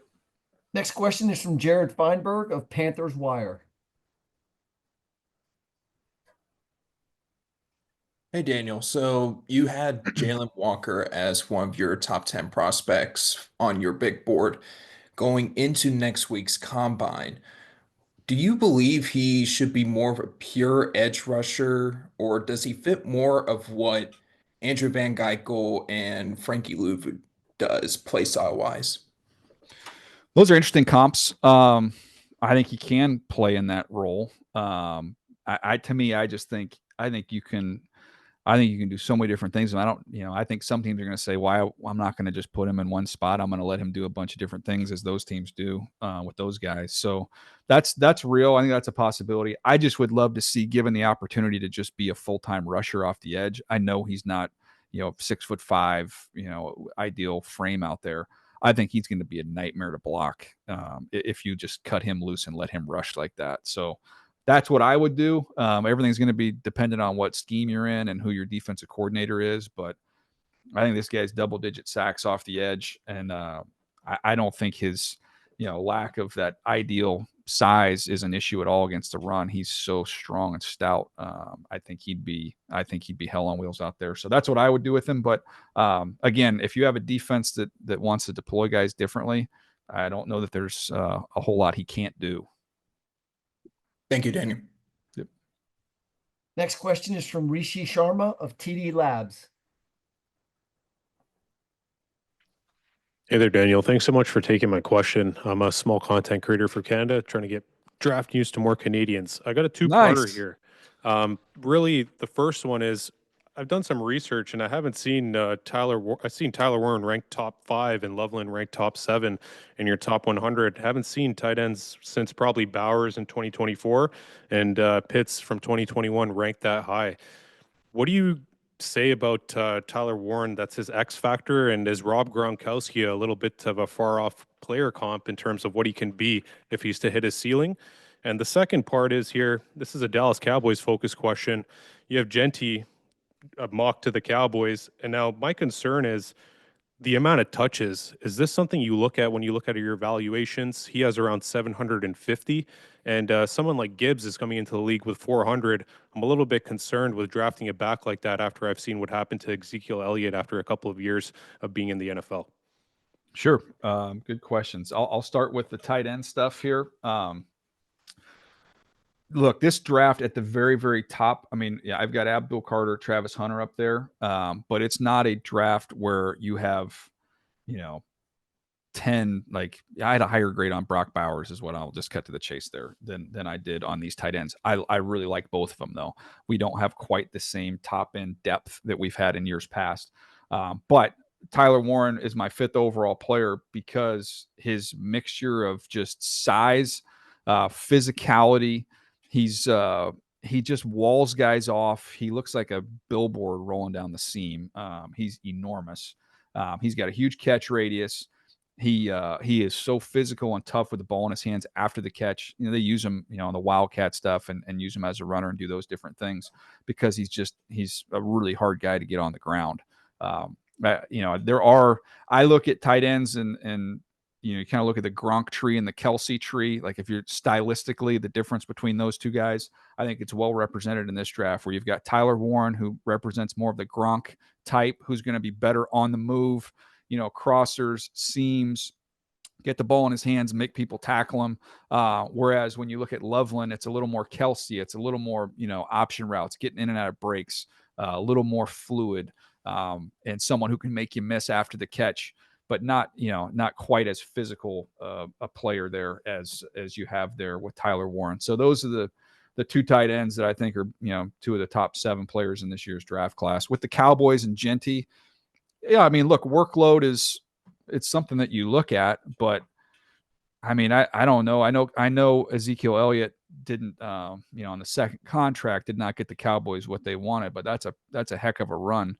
I don't know how many teams would be disappointed with that type of impact if they were to get out of a draft pick, to have that type of elite player, even if it's for a handful of years, I think would constitute a great pick. Thanks so much, Daniel. Yep.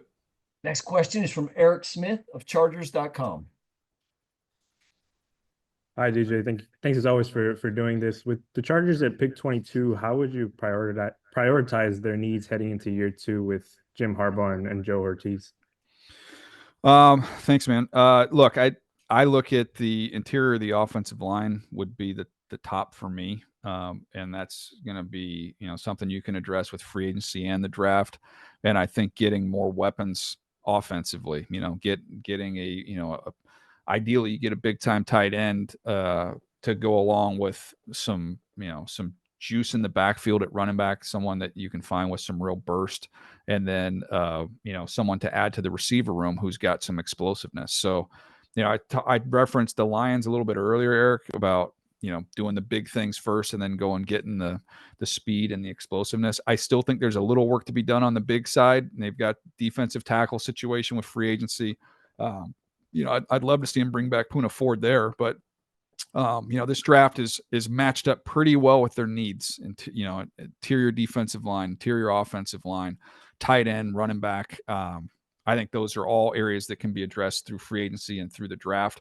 And I think where they're picking, there's a chance you could be looking at Loveland, which would be a great pick there. I love Omarion Hampton from North Carolina. If you want to go with a running back, I think that's a great pick there. Someone who could give them some burst as well as the physicality, all kind of wrapped up in one. So there's your tight end, there's your running back, and then interior offensive line. I don't think Booker gets there. That would be a run the card up for me because I just think, man, you continue to invest in that interior offensive line. He'd be a really good fit there with his size, physicality, character, intelligence, all that stuff. He's someone who checks every box. So I think they're gonna have a really, really good player there for him in one of those spots, and I think that's up to them to figure out how in free agency to support and complement what they're going to do. Next question is from Blaine Grisick of Turf Show Times. Hey, Daniel, thanks for doing this. Just kind of looking at the back half of the first round, it kind of seems like that the area 20 to 40 is a bit of a dead zone or purgatory a little bit. Do you see, and there's going to be a lot of teams maybe trying to trade back, do you see enough teams trying to trade up where you can get out of that range? And then just kind of looking at Jahdae Barron, I know you had him ranked pretty highly. Do you think he kind of gets maybe the Cooper DeJean treatment where teams see him as a nickel and we're sitting here a year from now saying how did he fall to like 40 or something like that? Yeah, I've had this conversation with a team about this very subject because, and I will say I'm higher on Barron than just about every team I've talked to. I love the way that he plays. I just do, and I think that this is what I've said to teams. I'm like, look, you guys blew it on Branch. You guys let Branch fall to the second round. The league collectively blew it on Cooper DeJean. Let him fall to the second round. Is this going to happen again? Like, are we going to let Barron fall because we're not going to give credit to someone who's going to be on the field the whole game as someone who's going to be a nickel or going to play, in that different roles he can play. He can be your dime linebacker, be your nickel. I think he could survive outside if you needed him to. That's not going to be where his specialty is, but somebody that's a sure tackler, that has instincts, that takes the football away, that's an outstanding blitzer. And I look at the teams that are, in the playoffs and guys that can fill that role, can play that role for teams. I saw it, I see it with Derwin James as someone who can play in that spot. You look at obviously Cooper DeJean coming off of the Super Bowl there. The Chiefs with McDuffie had someone that, he was outside, but he can be a difference maker in that role and has been in the past. The Ravens, obviously when you have the size and physicality they have that they can put down in there in that spot, I think there's value to it. I think he's a great player. I don't necessarily understand the lack of value there for him around the league, but I guess we'll have to see what shakes out there. And then what was the other one about the options of being able to trade back? Is that what you're saying? Yeah, just like that 20 to 40 range kind of seems like a bit of a purgatory. Like, are there going to be enough teams that maybe want to trade up in that range where teams can have the option to trade back? The one thing I would keep an eye on is if you have some teams with tackle needs, depending on what happens with the Ravens, with Ronnie Stanley, they could be one that could potentially move up. The Chiefs, depending on where their comfort level is with their roster, left tackle could be an area they could address. So I try and look at maybe shallow pools and where there would be a need to move up. I would say keep an eye on the offensive tackle market, and maybe that could drive some movement.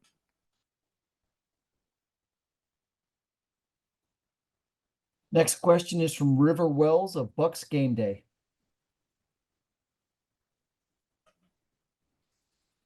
Hey there, Daniel. Thanks for doing this. The Buccaneers have a lot of different needs. A lot of them are on defense at a lot of different levels, and Todd Bowles likes to run cover three, a lot of different blitzes and different fronts and looks. When you look at some of these defensive players and kind of where the Bucs are going to draft at around 19, what do you think are some of the best fits for this sort of Todd Bowles defense? Well, aggressive guys that can blitz from anywhere. Jihad Campbell would be sure as heck fun to watch there. just with all the different things he can do, and fast and explosive and smart. That's a good combination for him, for Coach Bowles to be able to play with there. So that's the first name that just jumped off the top of my head here when I'm thinking about those types of players. Williams from Georgia would be another one. You can do a lot of different things with him in terms of rushing him inside, rushing him outside. He's athletic enough if you want to drop him. He can do a lot of those things as well. So those are a couple names to me that just kind of jump out as pretty dynamic players that are, I love it when you have pass rushers that can win from different entry points. And I think those guys can both win from a variety of entry points. Thank you. Next question is from Richard Silva of Detroit News. Hey, Daniel, appreciate your time. I think the popular thought, probably with the Lions at 28, is edge rusher. But if they do pass up on that, who are some guys in range at 60 that you think could be available? Yeah, 60 for edge rushers. I kind of mentioned it. Umanmielen from Ole Miss is right in that range. I'm not quite as high on Nick Scorton as some other people are, so that's his range for me. And again, I like him. He's a good player. I just know a lot of people talk about him as a first round pick, and he very well could be, but he's in that range for me. You've got, Kyle Kennard. You've got Tuimoloau from Ohio State. It's a good group. There's a lot of options there, and still you can get guys that can come in and start. I've talked about this D tackle, how deep it is. The edge group's pretty deep as well.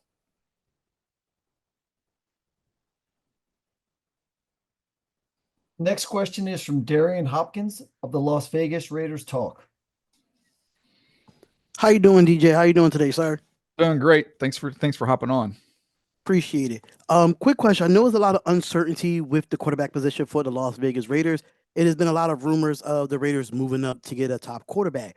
Now, if they don't decide to get a trade up to get the top quarterback, what would be the option at number 6 for the Las Vegas Raiders, and what positions would be the best fit for that number 6 overall pick? Yeah, they could go in several different directions. You look at some of their needs. Obviously the quarterback stands out, but corner is an area depending on how comfortable they are with Will Johnson. I'm a Barron fan, but I haven't talked to teams that would be as comfortable all the way up there at that point in time. Might be a little early. So that's one area you could look. I think they could just go though, kind of best available defensive player. I don't think you can go wrong there. Walker is a fun one. We've talked a ton about him from Georgia. I know Tom Brady is going to know everything ins and outs about Mason Graham.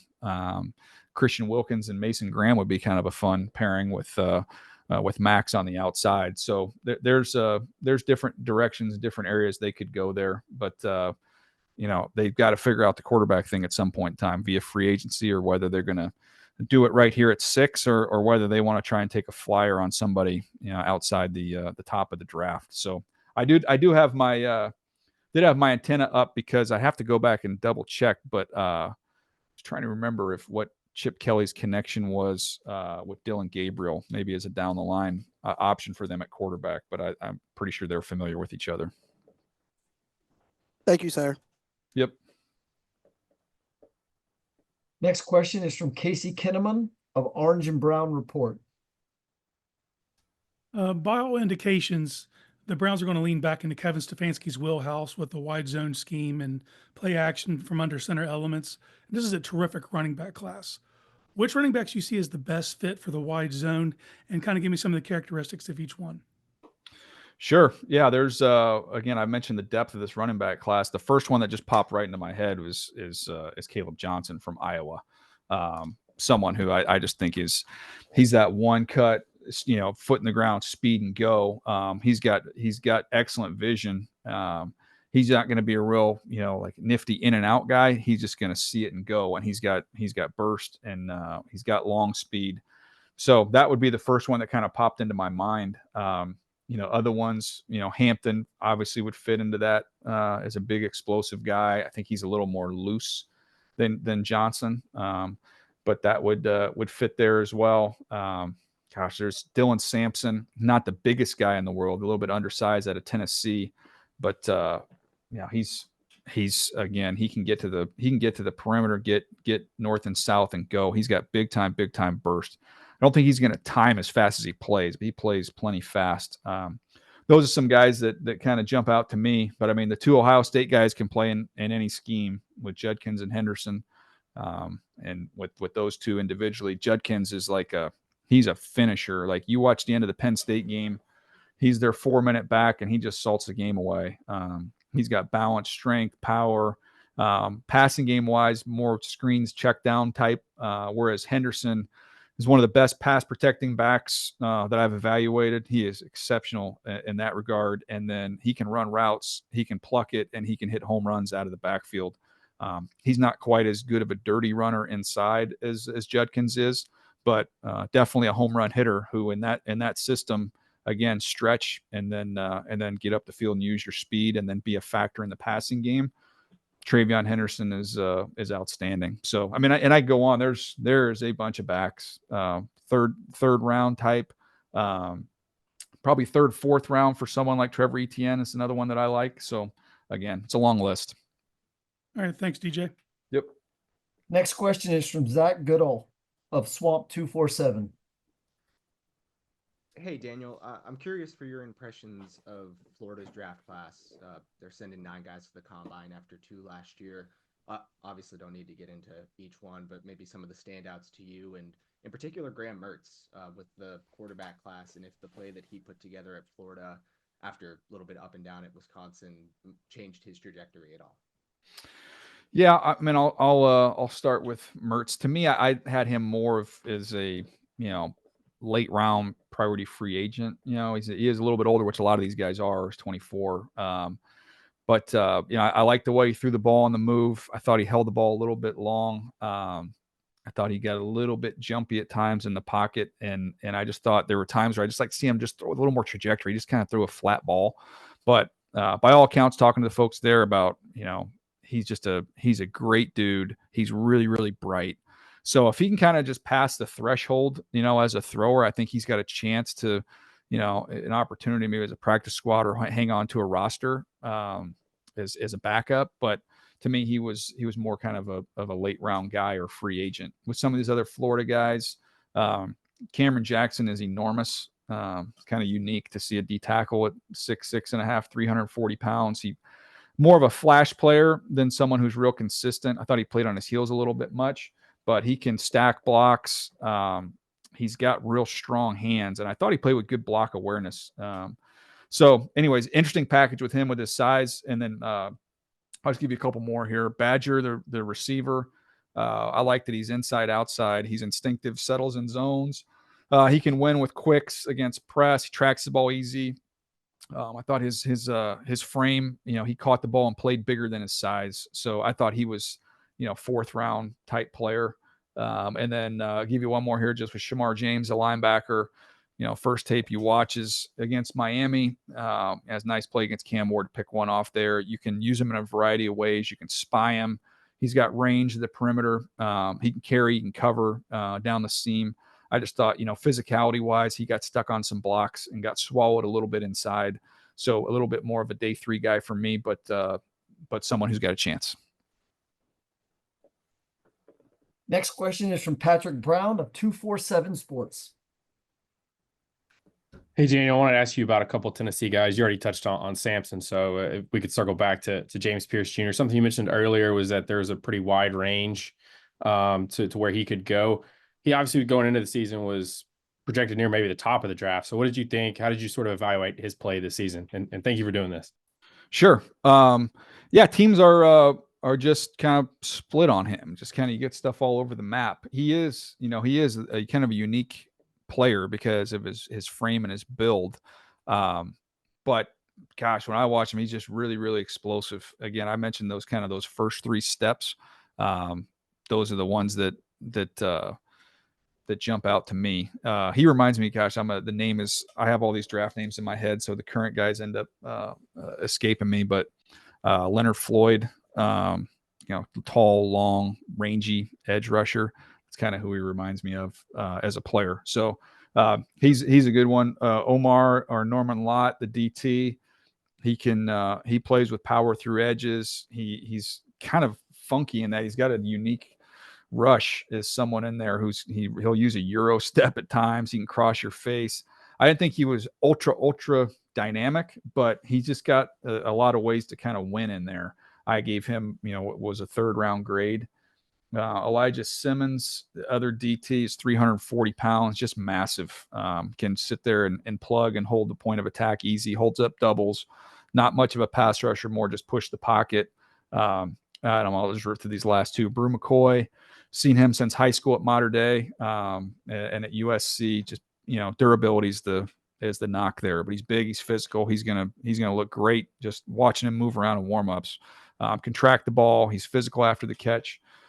Just durability and staying healthy is the issue there. And then Thornton, size, speed. He caught a zillion of those bang 8s, those skinny posts in that offense with that real wide split. He tracks the ball well. I just thought as a route runner, he telegraphed a little bit, and just like to see a little bit more precision there, a little more intention there as a route runner. And I didn't know after the catch if there was much wiggle, just kind of more of a run away from you guy.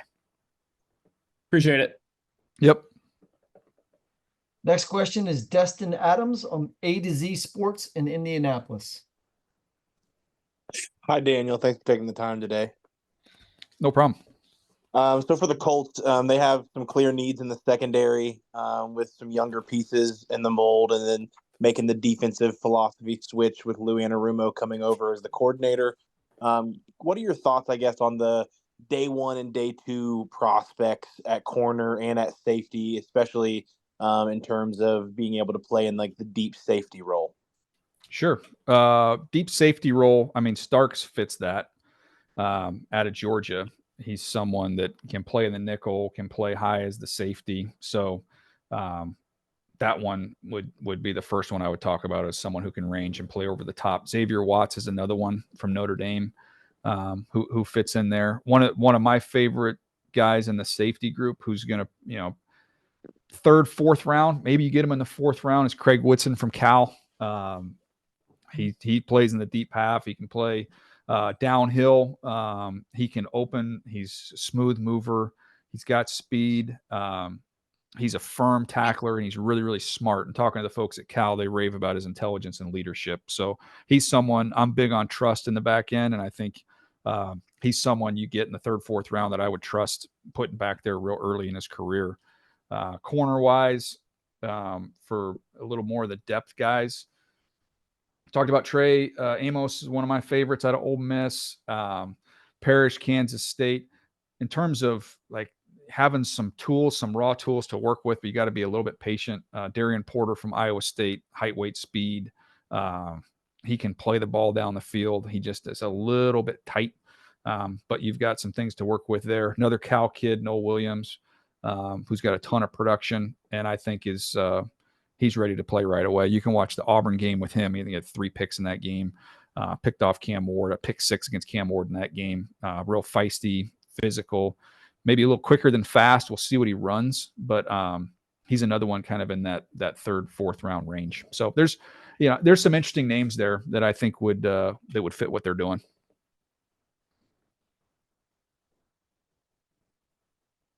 Next question is Mookie Alexander from SB Nation. Hi there, Daniel. Thank you for this really enlightening conference call. The big story up here in the Pacific Northwest regarding the Seattle Seahawks is whether or not they extend Geno Smith and keep him as a starter in 2025. But even if he does stay, there is the possibility that Seattle could actually draft a quarterback this year, which is something they've only done twice ever under John Schneider. There are a lot of options seemingly in the late day 1, day 2, even day 3 range. And the most common names I've seen mock drafted to Seattle are Will Howard of Ohio State, Cal McCord of Syracuse, Quinn Ewers of Texas, and Jaxson Dart of Ole Miss, whom I believe you had suggested could even be an option for Seattle at number 18. So with the expectation of a run-oriented, play-action-based, more under-center offense under Clint Kubiak, which of those quarterbacks do you believe best fits the new Seattle offense? Yeah, appreciate that. Look, the coffee would probably be a little bit rich for me at 18 for Jaxson Dart. I have him in the 40s, but he's my third quarterback there. And I just kind of rip through some of these guys and tell you about them, and then I'll just kind of wrap it up with who I think could make some sense for what they're doing. But Will Howard had the hot playoff run. He's got obviously the size, almost 6'4", 240 pounds, ultra competitive kid. I love the fact that he won at 2 spots at K-State and then obviously this year at Ohio State. He's a touch thrower. He's quick to get to number 3 in his read. The big question is just going to be the arm strength. I had a couple brain cramps during the year, but I thought he cleaned all that stuff up. Everybody's going to look at the Oregon game, the first meeting, with running the clock out there at the end of that ball game, and some turnovers against Penn State. But I thought he got better and throughout the year. I just want to see him throw live. I've never seen him throw live. I want to see what his arm looks like. Tyler Shuck from Louisville is older. He's 25. He's got 4 degrees, so he's probably going to be as well educated as anybody on your football team. I can't imagine anybody having more than that. He can drive the ball. He's big and strong. He's another one who can get to number 3 in the progression. He can throw off balance. He's got a lot of arm talent. There's a lot to like there. One of the things with him is just pocket awareness stuff. He bails too much instead of just sliding, shuffling, and finding space within the pocket. But he's a big, strong dude. Ewers, there's a few guys that are on my list to go back after the combine, after I get some time, after watching all these guys, and go back to 23 tape because, look, I know he wasn't healthy this year, but he did not take the step I was hoping he would take. He is still young at 21. He's got quick feet, quick release, but he got into a lot of bad habits. I didn't think he played with any conviction, just not trusting what he's seeing, got real sloppy with his feet, and everything kind of got away from him. So the team had tremendous success, and he obviously made some big time throws in the playoffs, but overall, not the step forward I was hoping for him. And then last one I think you mentioned was Kyle McCord from Syracuse. Reminded me a lot of Derek Carr at Fresno. Quick feet, quick eyes. You see some RPO stuff there. He's accurate. He's got a touch down the field. He can gas it up and give you some velocity when needed. Just played real aggressive and was a little bit frenetic at times, and also ran himself into some sacks. So all those guys have, different strengths and weaknesses. I think they're all intriguing type players. To me, they're more ideally you'd love to get them in the 3rd round. I think Dart will be gone by then, but I think the rest of these guys, that's more the range that I have them. But in terms of someone you'd want to work with, gosh, it sounds weird even though he's older, but for what they're doing, I mean, Tyler Shuck to me would be someone I would be interested in maybe taking a flyer on there in the 3rd round. Very interesting. That was actually going to be my other question. What do you think of Tyler Shuck? But you're a mind reader too, in addition to being a great. Thank you very much. I appreciate it. Thanks for your time. Next question is from Brandon Kritzel of Guerrilla Sports. Hey, DJ. First time, long time. With so much talk about Shedeur and Travis Hunter, I was curious what you thought of the other prospects from CU, specifically all the wideouts. Obviously, a couple more will be at the combine, and then I don't think Will Shepherd will be. And then separately, selfish, what do you think of the 2 Jayhawks, Devin Neal and the Hawk Mamba, Kobe Bryant? Well, there you go. All right, cool. I'll start. Good to hear your voice, by the way. I'll go Colorado. I mean, I think we've, Travis Hunter is like someone went to the Philadelphia Eagles and took Devontae Smith and Darius Slay and just like spun them around in a circle, and they came out as the same human being. He's unique, but Wester is, for someone who's just over 5'9", 177 pounds, not real big, but ultra dynamic, explosive. I like the fact he had 21 explosives and only 3 drops. He's sudden, getting in and out of breaks. Just going to have to play him in space. That's where his game is. And I thought he was, kind of in that 4th round range. Jimmy Horn's a little bit, in that same vein. I like Wester a little bit more, but Horn, a lot of quick hitters. He's tough and strong through contact.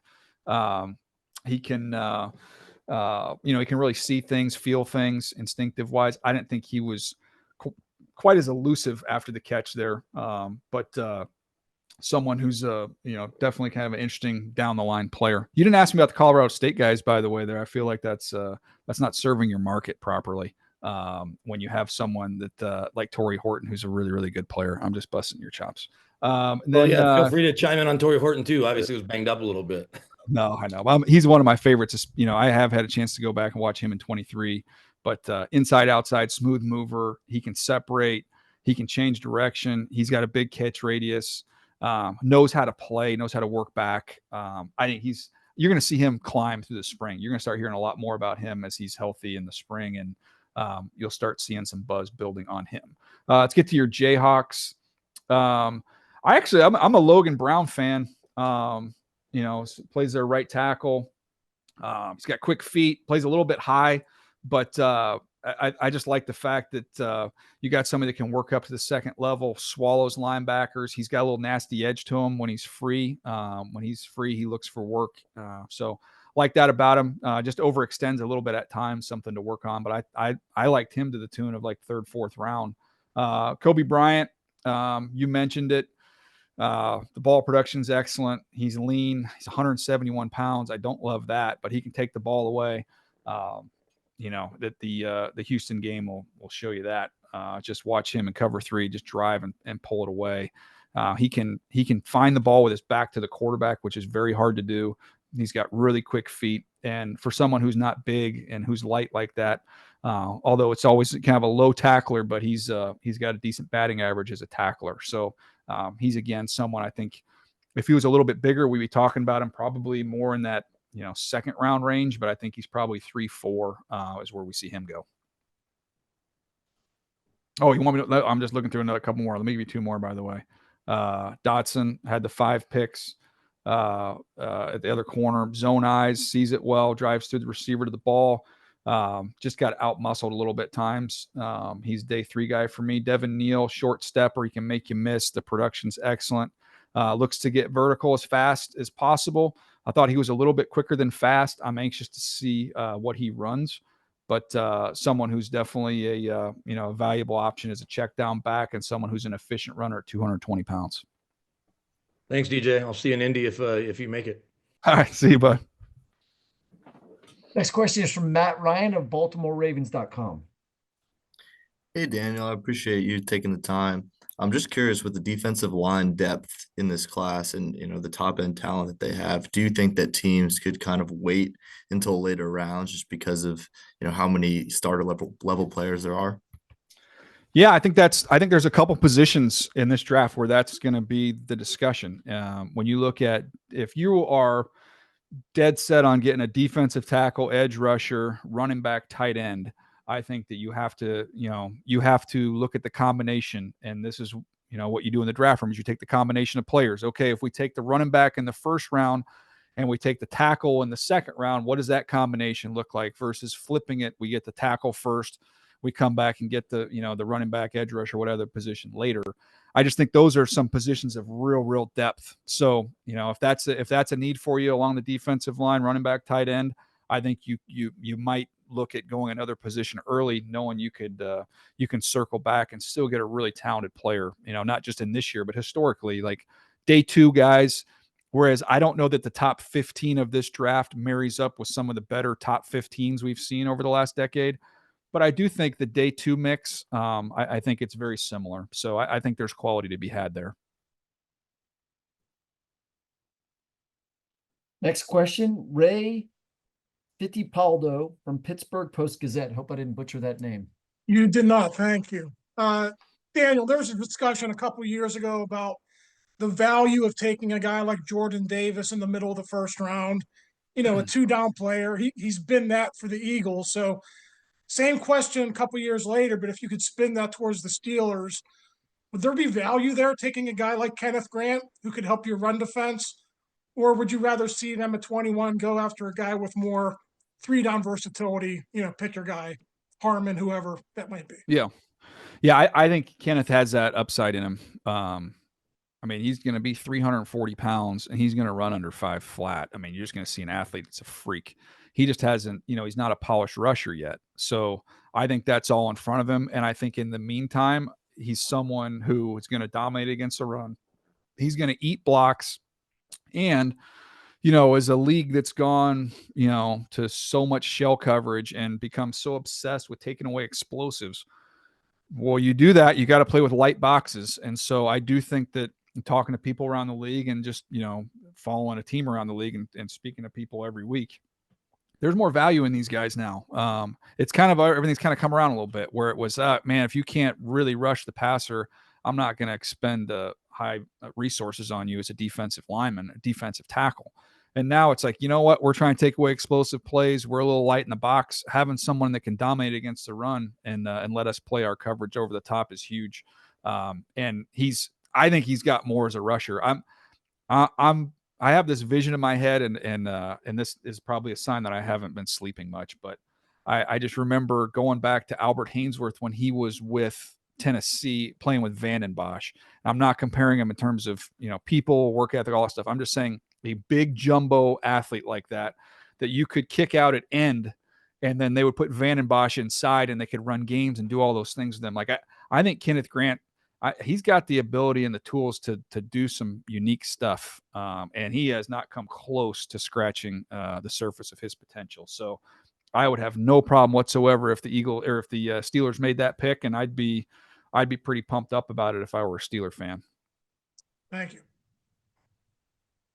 Next question is from Jessa Nance of Tide 100.9. Hey, Daniel, I have a question about Alabama players, Jahad Campbell and Tyler Booker. I know you've spoken on them a bit, but my question is, so for Jahad, you have him, if he's still around, why would it be a great idea to take him at that 29th spot? And if Tyler Booker is able to go to Chicago, how could he be beneficial to that Chicago team? And then additionally, what does Jalen Milroe need to do in the combine and on pro day to at least get back into the second round? Cool. I will go those one at a time here. So with Campbell in Washington, I think that represents a tremendous value there at pick number 29. And again, you obviously have seen him when he plays off the ball, and the range and the ability to use him as a blitzer from off the ball is pretty special. And then I'm not so sure you can't just get to third down and let him kick outside full time and let him rush, and he might go get you 10 sacks doing that. So that would constitute a tremendous value there at pick number 29, in my opinion, based off the player. I think they would love coaching him there, and Dan Quinn would love him in Washington. Booker with the Bears, it's the biggest need the Bears have. When you look at them offensive line wise, they have got to be better. They've got to be more firm up the middle, and that's Booker's calling card, is how he can set his anchor and is just a strong, firm presence there, as well as someone who's so smart and bright and aware. I like the fact when you have a young quarterback in Caleb Williams surrounding him everywhere with as many smart players as you can. I just think that helps in a big way. And that doesn't necessarily have to just be veterans. It can be with really, really smart young players. And that's what Booker is. So I think that fits and solves a lot of their problems there. And then when it comes to Milroe, it's just, again, continuing to grow as a passer, get your cleats in the ground. There's times where he can get up a little bit on his toes. Just relax, be comfortable, drop your shoulders, put your cleats in the ground, and let the ball come off your hand. I mean, it's all in there. As a runner, I was talking to a baseball GM the other day, and we were, kind of referencing how we grade players in the scale that we use, the scouting scale. And in baseball, it goes up to 80, and they reference everything by saying someone's got, he's got a 65 fastball, he's got 70 speed, he's got, 50 makeup, what have you. And I was like, it's interesting. If I was thinking about this draft and you take all the quarterbacks and you took all their individual skills and you put them on that scale, I would say that he's the only one who has an 80 trait, which is his ability to run. Like he is an 80 runner. It is a special talent that he has. So I hope I don't know if he's going to run a 40 or not at the combine or at the pro day, but I would not be surprised if the second number was a 3, just watching the tape of how fast he is and how good of a runner he is. So now it's just continue to grow and show through the spring, meet with teams. He's going to have Zooms. He's going to have visits. Show them that you've got a thirst to improve. I would not be surprised at all if somebody, was excited about that and they were to pull the trigger there at that point in time. So I think right now most teams have him more third, fourth round. But to your point, he's got an opportunity this spring to see if he can better that. Thank you. Sure. Next question is from Angelique Chingelis of Detroit News. Thanks so much. And Daniel, I just wanted to ask you very quickly another Michigan question. Your impressions of the running backs, Donovan Edwards and Khalil Mullings, and Donovan seemed to improve his stock a bit at the Senior Bowl. And my second question is, way early in the call, you were talking about Mason Graham and said that you hope people don't overthink it too much with him. And I was just wondering what you meant, like what might they overthink with Mason? Well, I think he's not going to be long. He's going to have short arms, body type wise. He's not going to be someone who's going to stand up on a stage, in a line full of these defensive linemen. And you're going to go, oh gosh, that looks like the top 10 defensive lineman. He doesn't cut that image. He doesn't have that body type. So, and I don't know testing wise, I have no clue, how he's going to run or jump or do all those things. I do know some of these other guys are going to blow it out. So that's kind of my point on him. But the tape is so good. I don't know many people remember this one, but I was in Baltimore with Kelly Gregg, and he's got more twitch to him, more suddenness than Kelly. But Kelly was a wrestler who played with leverage, and if he played on a field of wet paint, he did not have a drop of paint on him at the end of the game. And that's kind of the way it is with Mason. He's got such good balance and strength and leverage. I'm a big fan of his, but that's what I was referencing in terms of the spring. If we take the football pants off and put the shorts on, that maybe he would take on some water there. So that was my thought process on the running backs. Khalil Mullings was a fun one to me. You kind of go into the year and, Donovan is the one, he's on the video game and that's all the attention and all the eyeballs. And then I know he didn't quite have the year he wanted, but Mullings, for someone that's 227 pounds, I thought he had vision. I thought he ran with balance. He can push the pile. I love the fact he never put the ball on the ground. He didn't fumble. The SC game was the first one I watched. He's got the stiff arm and the long run to kind of set up his touchdown at the end of that game to really pull out one that they, might not should have won. But he was able to kind of lead the charge there. Not a factor in the passing game with only 6 catches. So that's something, we'll see if that impacts where he goes. But I had him more in like that 4th round range. Had a similar grade with Donovan. You've got some flashes with him this year. They flash the power. He's another one who's got a nice little stiff arm. He can catch the ball out of the backfield. I just thought he didn't run with a lot of wiggle, and I didn't quite see the same burst that I was hoping to see. And you're right, the Senior Bowl was better, but he's someone I think that I don't think this year you saw his best. So I'm hoping that's gonna show up wherever he lands, and we'll see the younger version of him. Thank you so much. Sure. Just past the 2-hour mark, DJ. So hopefully we can get to these last few questions here in Sure. short order. Yeah. Next question is from Ryan Hinton of Saints Block Party.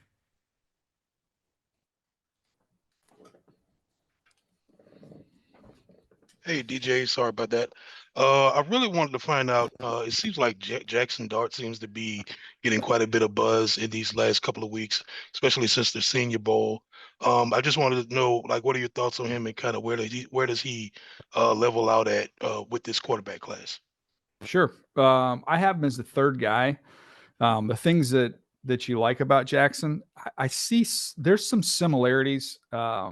People will maybe raise their eyebrows on this, but I do see some similarities to Hurts when Hurts was going through the process, and that got kind of a similar build, similar frame. They're both really good athletes. They're both beloved by their teammates, say the right things, do all the right things, all that stuff kind of off the field. There's a lot of similarities there. And I thought with Jalen, he got better every year. He just kept taking steps, and we've seen it since he's come into the league. He just keeps getting better and better and better, because he's got great wiring. He works really, really hard, and there's a competitiveness and a toughness to him. So that's some of the things that I really like about Jaxson. This offense, they're not going to get real deep into progressions. Lane does a really good job of getting to the point where, early in progressions, you're going to have places to distribute the football. So you'll see some RPOs, you'll see some seams, they take a lot of deep shots, but they're kind of designed deep shots. So you kind of know where the ball's going, but he throws a nice deep ball. To work on from that regard, not just kind of getting deeper in progressions, but there's times where I think his eyes can be a little bit ahead of his feet, just kind of syncing that up, marrying that up a little bit better. And just, continuing to be cautious and careful with the football in some key moments. That's some areas for him, but I have met him. He's a really, really good kid, presents himself really well. And I think there's a lot of tools to work with. So that's why I have him as a third quarterback. Thanks. Next question is from Jim Alexander of Real Talker.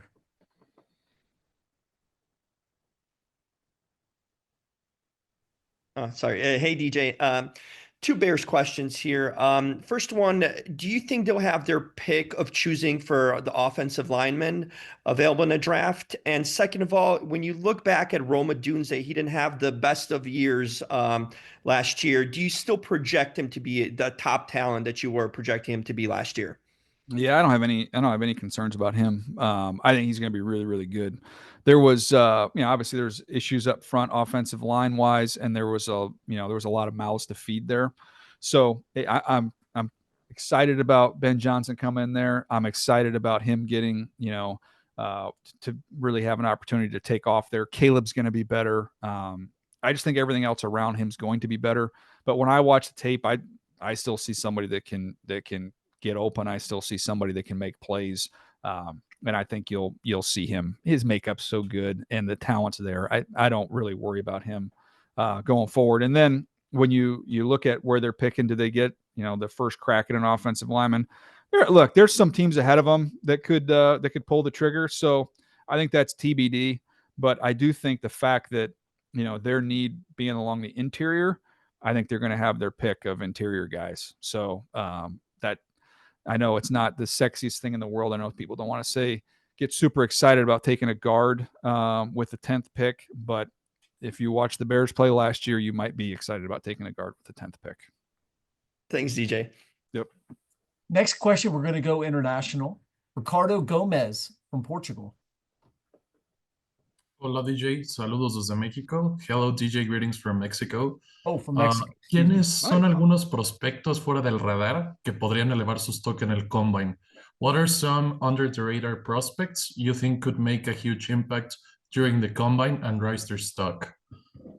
That's a great question. I am so glad you asked it in English because I'm going to be honest. I did not pass Spanish 1 the first time I took it. I had to retake it.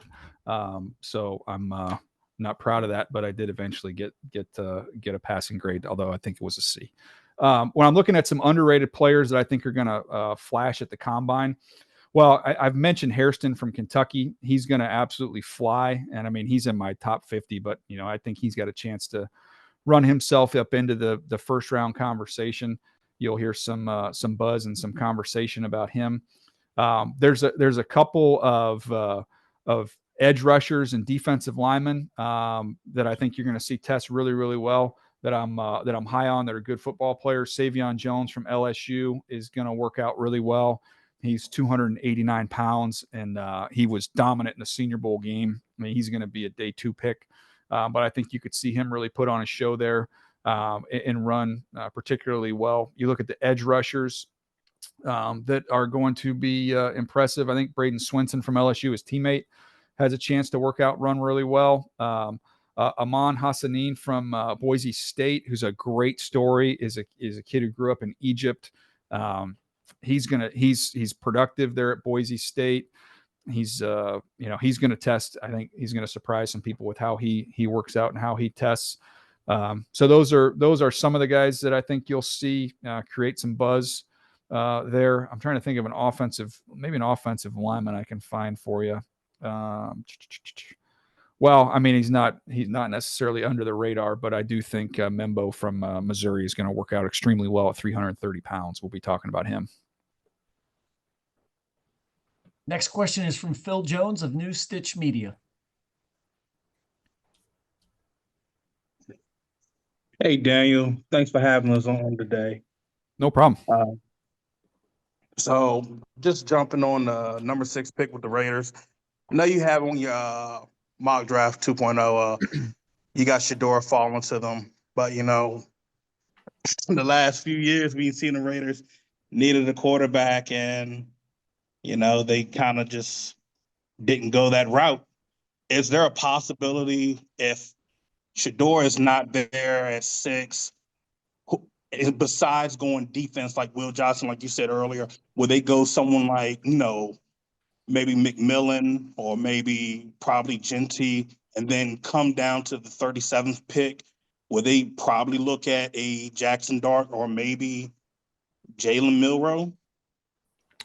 Yeah, I mean, I think Dart would enter into that discussion. Milroe, that would be a little bit early based off where I have him, but I think you do all your homework in the spring and get to know him and work him out, and obviously the upside is there. So I wouldn't rule out eventually getting to that point. I'm not there at that point at this point in time. In terms of some of those other options, yeah, I mean, you could go on a whole host of different directions there. I would love Jeanty. The only thing, and again, he's my 3rd overall player. I'm a huge Jeanty believer, and I am one when it comes to running backs. My theory is not, do you take him high? Do you not take him high? My theory is that you take the running back when you have everything in place that he can hit. All his carries matter. I just don't want to give away carries. They only have so many carries in their body, and I want them all to matter and to count for something. So I just don't know if the Raiders team-wise are there at this point in time where that would make as much sense. To me, that's more kind of a finishing piece than one of those early pieces there. So I mean, we've kind of seen it with the Giants with Saquon Barkley. Like, we saw Saquon Barkley on the team that wasn't ready for him, and then we saw Saquon Barkley with the team that was ready-made, and you can see the impact and the value there. So I just, that would be my one counter argument there, even though I have Jeanty as the 3rd best player in the draft. Real quick, with Chip Kelly's offense, between the 3 quarterbacks, who would be a good fit for it? I think Shedeur fits it really well. I think he sees the field well. I think he make good decisions. Chip can play out there with tight ends now. We've seen his offense morph and change over the years. So I just think he'd be able to get them in the right play, get them where they want to be, and deliver the ball accurately, make good decisions. So that's why that one I've had, I think, for a couple times there, of that being the fit. And I think Shedeur not necessarily having a huge arm, in that division and in that home stadium, it doesn't matter. He's got plenty of arm to do everything he needs to do there. Thank you. Appreciate you. Yep. Next question is from Mark Weiser of the Athens Banner Herald.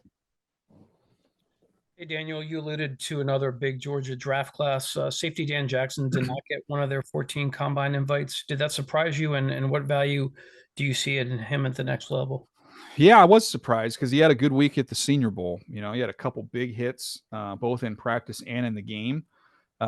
So that one caught me a little bit off guard. Now he's not the biggest guy in terms of what would he weigh here? He was 194 pounds. So yeah, he's 5'11", 6, so just under 6 foot, 194 pounds. But tape wise, I mean, I had him in like the 5th round is the grade that I gave him. He's got a quick pedal, can plant and drive, big hits on tape as well as at the Senior Bowl. He plays with a physical presence, takes good angles.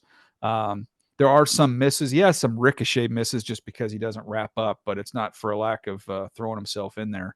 But I thought he saw the field well, and I also thought he had a little value as a blitzer. So, yeah, I thought he was I think he's definitely a draftable player. Was a little surprised he didn't get an invite. And quickly, 4 Georgia offensive linemen at the combine. Thoughts on Tate Ratledge, Jared Wilson, Dylan Fairchild, and Xavier Truss? Sure. I'll go through them here. Wilson to me is the top one of the bunch. As a center, wide base. He plays with strong hands. He takes good angles to second level. Real firm. He's aware on twists and games. He can recover and stay attached. I think he was an elite athlete. He just doesn't really get beat, and he's a good, solid player. Ratledge was at right guard. He's more of a seal and position blocker. Takes good angles, but kind of more all upper body, just wrestle. The side note, watching that Florida tape with Florida's got that 400-pound defensive tackle, and that defensive tackle threw him around a little bit. But had some initial pop, just didn't do a really good job of sustaining. Truss, and I had him kind of as a down the line guy. Truss, right tackle, position blocker, some right guard as well. Just plays a little bit high, struggles to change direction. Didn't think he was able to really bend and sink all that well, but does flash some power and can pull and kick out. Again, day 3 guy for me. And then we got Fairchild. Was that the last one? Yeah, that's right. Fairchild, left guard, strong hands. Does a good job reworking his hands, can control the point of attack, just a little bit stiff. Again, plays a little bit high, looks for work, just a little bit limited athletically. So I thought Wilson was on a different tier personally than the rest of them, but they're all going to get picked. Thanks much. Sure. Next question is from Joanne Coley of Commanders Game Day. Hi, DJ. How you doing? Doing great. So as you know, the Commanders, the offensive line has been a weak spot this season, and they're also in need of a solid number 2. That's been the big talk. So from your perspective, which offensive lineman in the draft can make like an immediate impact? And are there any wide receivers who can step in that number 2 role and complement Terry McLaurin? Yeah, I'll start with the receivers. Yeah, there's definitely receivers. They're picking at the bottom of the first round. They're at pick 29. I would love to run the card up for either Golden or Ibuka. Luther Burden we haven't talked about him yet. He's in that mix. Teams will have those guys in different orders, but I think any of those 3 guys would be, good complementary players. Sorry, who was the third one?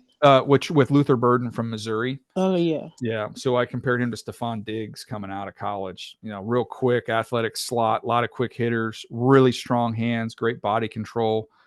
He's got some burst and make miss after the catch. His production dipped this year. His yards per catch dipped, but it was more of a result of kind of some bad balls coming his way and just not getting as many opportunities. So he's someone that if he has a good spring, he might not even be there when they pick. But those are some options there that at the bottom of the first round I think would make a lot of sense. And then what was the other position you were asking about for immediate help? Offensive line.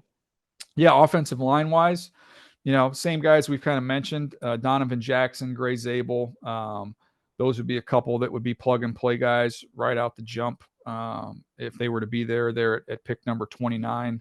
And then from, a tackle perspective, you start getting into, Simmons, if he were to be there, he's coming off of an injury, but he is out of Ohio State. He's ready to go. He could start right away. Thank you. Sure. Next question is from Jamal at News 4 Jackson, Jacksonville, Florida. Hey, DJ, want to ask you about a couple of the guys that are from Jacksonville. Pat Bryant out of Illinois and Jalen Rivers from Miami going to be up there at the Combine. What have you seen from those guys where you think they could end up in the draft? Sure. Let's start first of all with Pat Bryant. I gave him a 3rd round grade. There's a big clump of receivers in there though. So you're going to see some of these guys, fall beyond that, but outside, he's, wins on a lot of slants. He's an excellent adjuster down the field. It's one of my favorite things about him. He's a hands catcher, only 1 drop on the year. He's strong with the ball in his hands after the catch. He can win early with his release, and I love the toughness to work in traffic and kind of win some of those combat catches. And I love the size that he has. I just think he'd be a great fit there as a 3rd round pick. And then Rivers from Miami, obviously you start with the size. Massive left tackle out there. He is, he's one that I've said this about some of the alignment, but just needs to play a little lower, can get a little bit tall, a little bit high, and that struggles with some of the redirect things, against counters and things like that. But can move, outside, can pull and seal. As a pass protector, he's a little bit of a scooper with his hands, kind of an underhook scooper. Some guys are, better at that than others, but you don't see that quite as much. But he's someone that I thought was a day 3 pick, early day 3, with a ton of ton of upside. And hey, one quick follow-up. The Jaguars sitting at 5. Where do you think they could go with a guy like Tetairoa McMillan work to pair with BTJ? That's a little higher than I have him, but I have him as a top receiver. So, they could, man, you'd have 2 power forward types. I mean, he's got unbelievable body control and hands to go play above the rim, like red zone weapon, Drake London-esque. He's just a real smooth mover. So, yeah, I have him as the 15th player. So, I mean, gosh, I guess that's not that far removed from where I have him graded. So I think you could make that argument. That'd be a fun pairing. Next question is from Alan Alford of Sports Talk Show in Tampa.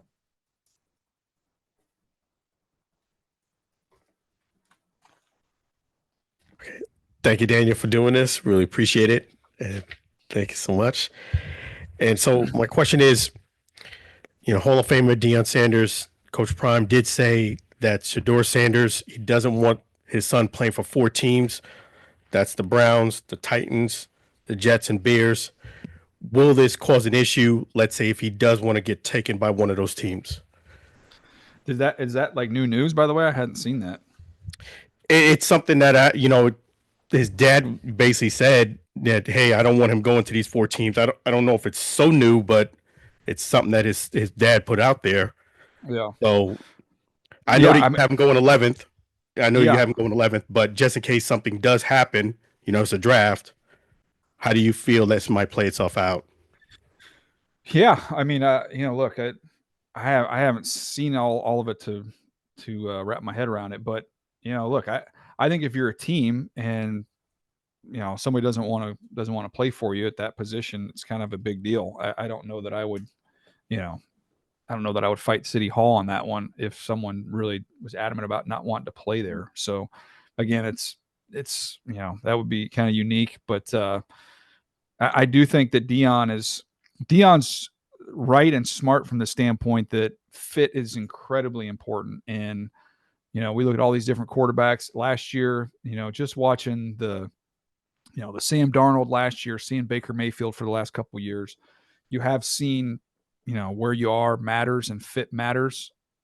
It's extremely important. So, if that's what Deion said or did, I would totally understand his, his reasoning for wanting to make sure that his son end up in the right spot. So that's the parent side of it. And then from the team side of it, I don't think you're going to want to, bring in somebody that doesn't necessarily want to be there. So, again, I haven't seen the report. I haven't seen the information yet, but that would be my reaction to it. And just a quick follow-up on that. Do you think maybe the dad she could reconsider that position?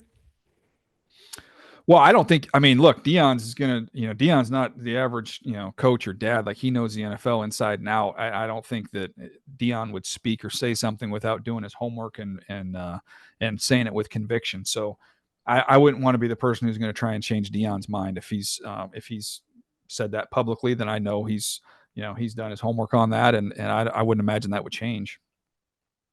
Appreciate that. Thank you. Sure. Next question is from Ellie Mae Williamson in Tennessee. Hi, thanks for having this whole call. It's been very informative. You already mentioned the Tennessee players and how you stood on each one of them, but which one would you feel is more strong for this combine and this setup? I know you mentioned Lott and Pierce teams being not too sure about him, and then also Sampson. But what do you see from that group of 6 coming? Well, I'm hoping Pierce does everything, because he sure as heck plays explosive and fast. So I would imagine he would test extremely well. I'm on Sampson, just in talking to guys around the league and everything, and who are familiar with his training and stuff, that he plays extremely fast and explosive, but the testing might not match that. So, just in terms of him ripping off a 4.3 or something like that. So the one that would entice me and intrigue me the most would absolutely be Pierce. Okay. Thank you. You're welcome. Next question is Adam West with the Saints question. Hi, DJ. Thanks for doing this. Always really appreciate you, man. Sure. Just from kind of knowing what I know, the Saints really feel enamored with potentially adding Will Johnson and Tetairoa McMillan potentially at 9. You kind of spoke to why Will Johnson may be there, and I think prior to this season, the idea of those two players being there at 9 kind of seemed ludicrous going by like pre-mock drafts. But can you maybe talk about, Will Johnson's 2023 of like what he would bring as a player, and Tetairoa, as I think you made the Drake London comparison, is kind of what I see him as, of like what he would bring to an offense if he was the pick at 9 for the Saints. Yeah. I mean, I think that comes down to the personnel department and the coaching staff getting on the same page. The reason why I haven't had them going with a skill player is just based off of where Kellen was coming from as a head coach. But, you get together with the personnel department there and they'll come up with the best plan. But, Will has got, he is central casting for what you want a corner to look like. He is tall. He's rangy. He's a fluid athlete, fluid mover. He's got really, really good eyes. He's got excellent ball skills. So that's where you start. That's a really good foundation. And I think in 23, I just thought there was a little more physicality to him than we saw this year.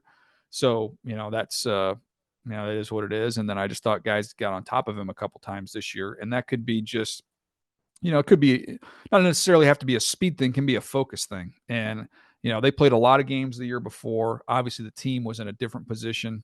There wasn't as good of a team. It's all coming off of a long season. He knows, he's going to be a top 15 pick going into the year. And so I can understand how maybe it didn't match what we'd seen previously. But then you get to McMillan. Again, I just mentioned him and talking about him a minute ago. The size is outstanding. The body control and ball skills are as good as you're going to see. There were some, I didn't talk about really the negatives with him last time, but there are some times just on backside of routes, I don't really see him busting it all the time. So, I'd like to see that just be a little bit more consistent and competitive with each rep in that regard. But someone who he can play above the rim in a big, big way. They'd have some fun with him, especially down there in the red area. But, I just think that it would be curious to see. We call it a copycat league, people paying attention to the teams that are playing well and winning, and coming off of a Super Bowl that was just dominated at the line of scrimmage, and you have the coach who was involved in that game. That's why I was leaning more towards that side of things than a skill guy. Thank you so much, man. Sure. Next question is from Bleacher Report's Authentic. Hey, thanks for taking the time, DJ. So I wanted to piggyback off of what Ryan Dunleavy was talking about, where you have the New York Giants possibly passing up on Shedeur Sanders. And if that is a possibility, how do you see them addressing a quarterback in free agency, considering that they have a coach and a general manager on the hot seat and no quarterbacks on the roster? Yeah, that's why I was just, that was the whole Stafford theory, of that's the one that was floating around, and that's why I went that way with the mock draft. In terms of other options, I don't think Sam Darnold's probably going to be in a hurry to run back to New York, but that's the best option in terms of the talent that is out there. And a team that needs to, you mentioned it's kind of tricky because you want to get your quarterback of the future, but there's some pressure, at least from the outside, not knowing anything on the inside, to have a good year next year. So, relying on a young guy there can be a little bit tricky, but the veteran options, somehow trading for Matt Stafford would be way up there for me in the short term, at least. With Sam Darnold being, I just don't see that as a possibility there. You're looking at, potentially Derek Carr, Kirk Cousins. There's a whole lot of other guys, but it's not. It's a lot of people have said this, and not just my opinion, but talking to a lot of people around the league, man, it's not, coming off of a year last year, we had all those quarterbacks. Sometimes it's not just, it's not just if you're bad, it's when you're bad. And there's just not as many of those options this year. And just secondly, I wanted to ask you about a couple of prospects here. I shoot content for the University of Maryland, so I wanted your take where these two guys might go in the draft. It would be Ty Felton and Caden Prather, the 2 wide receivers. And then also just wanted to get your opinion on Savion Williams out of TCU. Sure. I'll do Savion Williams, first of all, is he's a fun dude to watch, man. Like, just all the different ways that they use him, just like a jumbo athlete. Does the Wildcat stuff, plays receiver. He's a big, strong, athletic, physical dude. And to me, it's just drops more than anything else. Had the 8 drops this year. So, cleaning that stuff up, but he's a fun toy to play with in terms of all the different things that he can do and how they use him there. The Maryland guys, talking about those 2 wide receivers with Felton, productive, can play inside, outside. He can, he can wall guys off in traffic. He can build speed. He's fearless working in the middle of the field. He can go up and get it and high point the football. So I thought he played a little bit bigger than his size. And then with Prather, Prather has that size outside, wins on a lot of shallow crossers, quick screens. Only had 1 drop. I just didn't know if he really had that second gear, so I'm anxious to see him run. But does a really nice job using his body, shield guys off, wall guys off with that big frame. Well, what round do you foresee those guys being drafted in possibly? Yep, I had Felton as third round. Again, there's a big clump of those guys, 3rd, 4th round, and then it was more 5th round for me with Prather. Appreciate it. Sure. Last few questions here. Mookie Hawkins and Buffalo.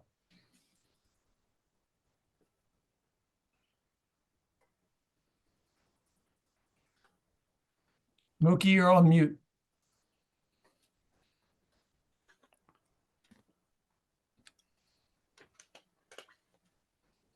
I can see you trying to unmute yourself. There you go. There we go. DJ, my guy, how's it going? Good. What's up, man? Not much, man. I'll see you Tuesday up in Indy, man. But Nice. Bills at 30. Lots of help on that defensive line, whether defensive edge, D tackle, cornerback, safety. Which route do you think that the Bills will go at pick 30? Well, I mean, too bad they can't go all the above, right? I mean, this is a team that it's just got to get better on 3rd down, get off the field, find ways to get off the field. So I'm always going to lean front to back versus back to front. So, looking at options for them, they can get after the quarterback and, make a difference from that standpoint. That's the direction that I would go. So if I'm pulling up, I've talked about Izuruku is kind of an interesting one. That's, I've talked a ton about him from BC. Someone that just knows how to win and can really rush the quarterback. You've got more, Shamar Stewart gives you more of that upside, a little bit raw, but just big time explosiveness. You've got the options to trade back a little bit if you want. And now you kind of get into like the Landon Jackson area. Out of Arkansas. So those are, some of those edge rushers, the DTs. I love Derek Harmon from Oregon as a fit there. Someone who can disrupt run and pass, play on the other side of the line of scrimmage. And I think there's a chance he's there. That would be a fun one to add to their mix.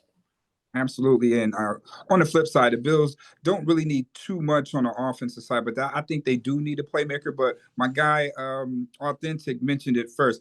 How would a guy such as a Savion Williams fit in this Bills offense? I think you're looking at like, Debo's a little bit of the path that you would try and follow there. He's not refined. Like, you're going to have to be patient. Like, you're going to just try and find ways to get him the ball right now. We're going to give him a reverse. We're going to get him a bubble. We're going to let him do some, if you want to take a little off Josh, I'm sure Josh probably ended up getting a new contract here before too long. You want to take a little bit of that off him. You can give him some reps back there down on the goal line, let him take that abuse as a runner. But in terms of developing him and polishing him up as a receiver, that's going to require a little bit of patience. All right, my guy. Appreciate you. Safe travels. Thank you. All right, we're going back to Mexico here. Oscar Clariga. Hello, thank you very much. Hello from Mexico, Daniel. Nice to see you again. Good to see you. First topic, you talked early in this Zoom call about the connection between Chip Kelly and Dillon Gabriel. If I don't remember wrong, was in UCLA. That's right. He went there and then was only there for a couple weeks. Chip left, and then Dillon Gabriel ended up transferring to Oregon. So I knew it was deep in the recesses of my mind. I knew there was the connection there. Thank you for bringing that to light. No, thanks to you. And I have a couple of questions. The first one, what is your opinion about Jalen Milroe, the QB of Alabama? And the other one, here in Mexico, we have a great fan base, the Dallas Cowboys and the Pittsburgh Steelers. How looks to you the scenario for this couple of teams, the Pittsburgh Steelers and the Dallas Cowboys? Thank you very much. Have a great day. Thank you very much. With Milroe, again, we talked about him just a little bit earlier there. As a runner, he's elite. Like, that's the best trait that anybody has in this quarterback class, is his ability as a runner. Just going to take some time and patience and development with him in the pass game. Just in terms of, again, a lot of it's mechanically, just cleaning some of those things up, get your cleats in the ground, etc. But a lot to work with there. And it's, again, you're going to have a real plan there. I've mentioned, I think the Steelers were one of the teams you were mentioning. If the Steelers did decide to re-sign Justin Fields and make him their quarterback going forward, I wouldn't mind marrying Milroe up with him. If you got Milroe potentially in like the third round, and you want to just become a physical, pound it team that go out and get a dynamic runner in this draft, which you can find. I know Najee's a free agent. I like to see him get a little more explosive in the backfield, but having Milroe to kind of develop behind Fields would be kind of fun, just to really go all in on that approach. And then with the Cowboys, what they're going to do, this is more than anything else with them draft wise is one thing, but a lot of people in the league are curious about the Micah Parsons thing. Are they going to pay him? Is this going to get done? What happens with him? That could go a long way in determining what they look like defensively, but they were pretty god awful last year on that side of the ball. So, finding some help up front. Odigizua is a free agent as well. So defensive tackle and a very rich defensive tackle draft. That was a direction I could see them looking. Okay, perfect. Thank you very much. Have a great day. You too. Okay, last two questions. This man's been very patient. Zinni Abraham, you're up. Hey, DJ, how you doing? Good to see you, buddy. Good to see you too, man. Hey, quick update on Audible. As of 5 hours ago, BMW Sports and Sporting News reported that Deion Sanders himself said that the Titans, the Browns, and the Giants are the only ones he wants Shedeur to talk to. And now now, three-bagger question. First of all, yes, sir. Browns fans have been screaming, hey, some of them, they want Mason Graham as the 2 pick because they want to appease Myles Garrett. I want your thoughts on that. And then for the I prefer to call them the Oakland Las Vegas Raiders, as you know. Why not Ashton Jeanty falling to that place? Your thoughts? Oh, and by the way, one more thing. Today is Craig Woodson's birthday. Go Bears! There you go. What team is he going to? Ooh, he can go to my team. I wish I had one. I like him. He's one of my guys here in this draft class. So I think he'll find his way somewhere in the third round, fourth round. But he's a good player. When it comes to Jeanty, you were saying there with the Raiders, right? If Jeanty there, I mean, the only thing I would just be is this team ready to take off right now? Because I'm just not big on using up what our limited carries a running back has in his lifespan on a team that's not ready to win right now.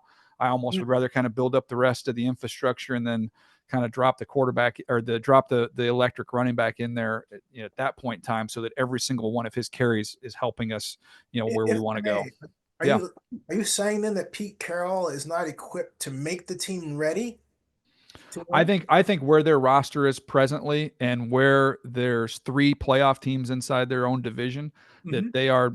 I mean, Pete Carroll. I love Pete Carroll, and he's a good coach with a winning pedigree. And I'm excited to see what Spytek does there. Who's is a good personnel guy. I do not think they are one off season away from climbing the mountain inside their division. So I have them going to the Super Bowl. Oh, the Raiders. Well, there you go. From your lips to God's ears. My brother-in-law is a Raiders fan, and he'll be very excited to hear that. Thank you. And then with Mason Graham, to me with Cleveland at 2, the quarterback thing is just, I've flirted with the idea of giving them somebody other than a quarterback, and I did it in the first mock draft. And I'd heard, consideration with with Cousins is a possibility there because the familiarity with him, as well as the price tag, which would be next to nothing, similar to what we had last year in Pittsburgh with Russell Wilson, with another team paying the bill. But gosh, I mean they're one of those teams that I just think that if Cam Ward was there, I would have a hard time thinking Cleveland would pass on him. I wanted your take on this. I'd ask you, why is Jameis Winston not better than Kirk Cousins, given the season Cousins had down here in Atlanta, and the fact that, hey, look, offensive coordinator Ken Dorsey got fired, and he messed up his footwork all the season long. It was just awful what he did with Winston and Watson and the other quarterbacks, and he should have got fired. So, I mean, how can you justify bringing Cousins, to the Browns? I'm just curious. Yep, I would say because Kirk Cousins, I would say Jameis Winston's best season was probably Kirk Cousins has probably had 7 seasons better than his best season. And I would say last year, Kirk Cousins was not coming off of a healthy year. Kirk Cousins couldn't move at all. They did not, it was a terrible fit. It was a terrible match. It didn't work out. James was the best year was 2021 under Sean Payton, 14 touchdowns, 3 interceptions. That was better than anything Kirk Cousins ever posted. Got to check that out. I'll pull up Kirk. I want to do it right now, but I can promise you Kirk Cousins has had much better seasons than 14 touchdowns. I owe you a drink. How's that? What's up? Okay. Yeah, we're going to get to the last question here, but I appreciate that, Zinni. Last question, Darnell Salins from Playmakers Blog.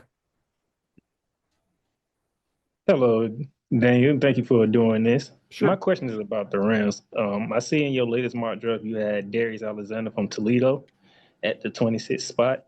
Do you see him as a fit for the Rams, or do you see the Rams can possibly go offense with that pick? Yeah, Darius Alexander, he is a little bit older, which we'll see some teams care about that more than others. But just in terms of body type, like range, explosive, that's kind of what the Rams have got, a bunch of explosive defenders, and they've added to that bunch. I think it's the best young defensive line in the NFL. And I was kind of just, and maybe some of it's the newness of watching the Super Bowl and just seeing the waves of guys that Philly had. But, man, you just go get another twitchy, explosive, dynamic guy. I've kind of wrote down on my paper when I was watching defensive linemen this year, the ones I circled back on after the Super Bowl was over. And I just wrote the word, I just wrote vet, VET on my sheet. And I just said, look at your notes on a player. And if you see the words, violent, explosive, twitchy over and over and over again, like looking for vets, I'm like, those are the guys that I think you want, because that's what we just saw win the Super Bowl. So that's why I had that fit there. And if they were going to go in another direction, there could be a little bit of a makeover there in their receiver room. So, Emeka Egbuka, if he were to get there, I think that one makes a lot of sense for him. He'd be a great fit, and someone who would just be plug and play for a team that's ready to win right now. And I would say the same thing for Matthew Golden. So those would be guys I would love for the Rams.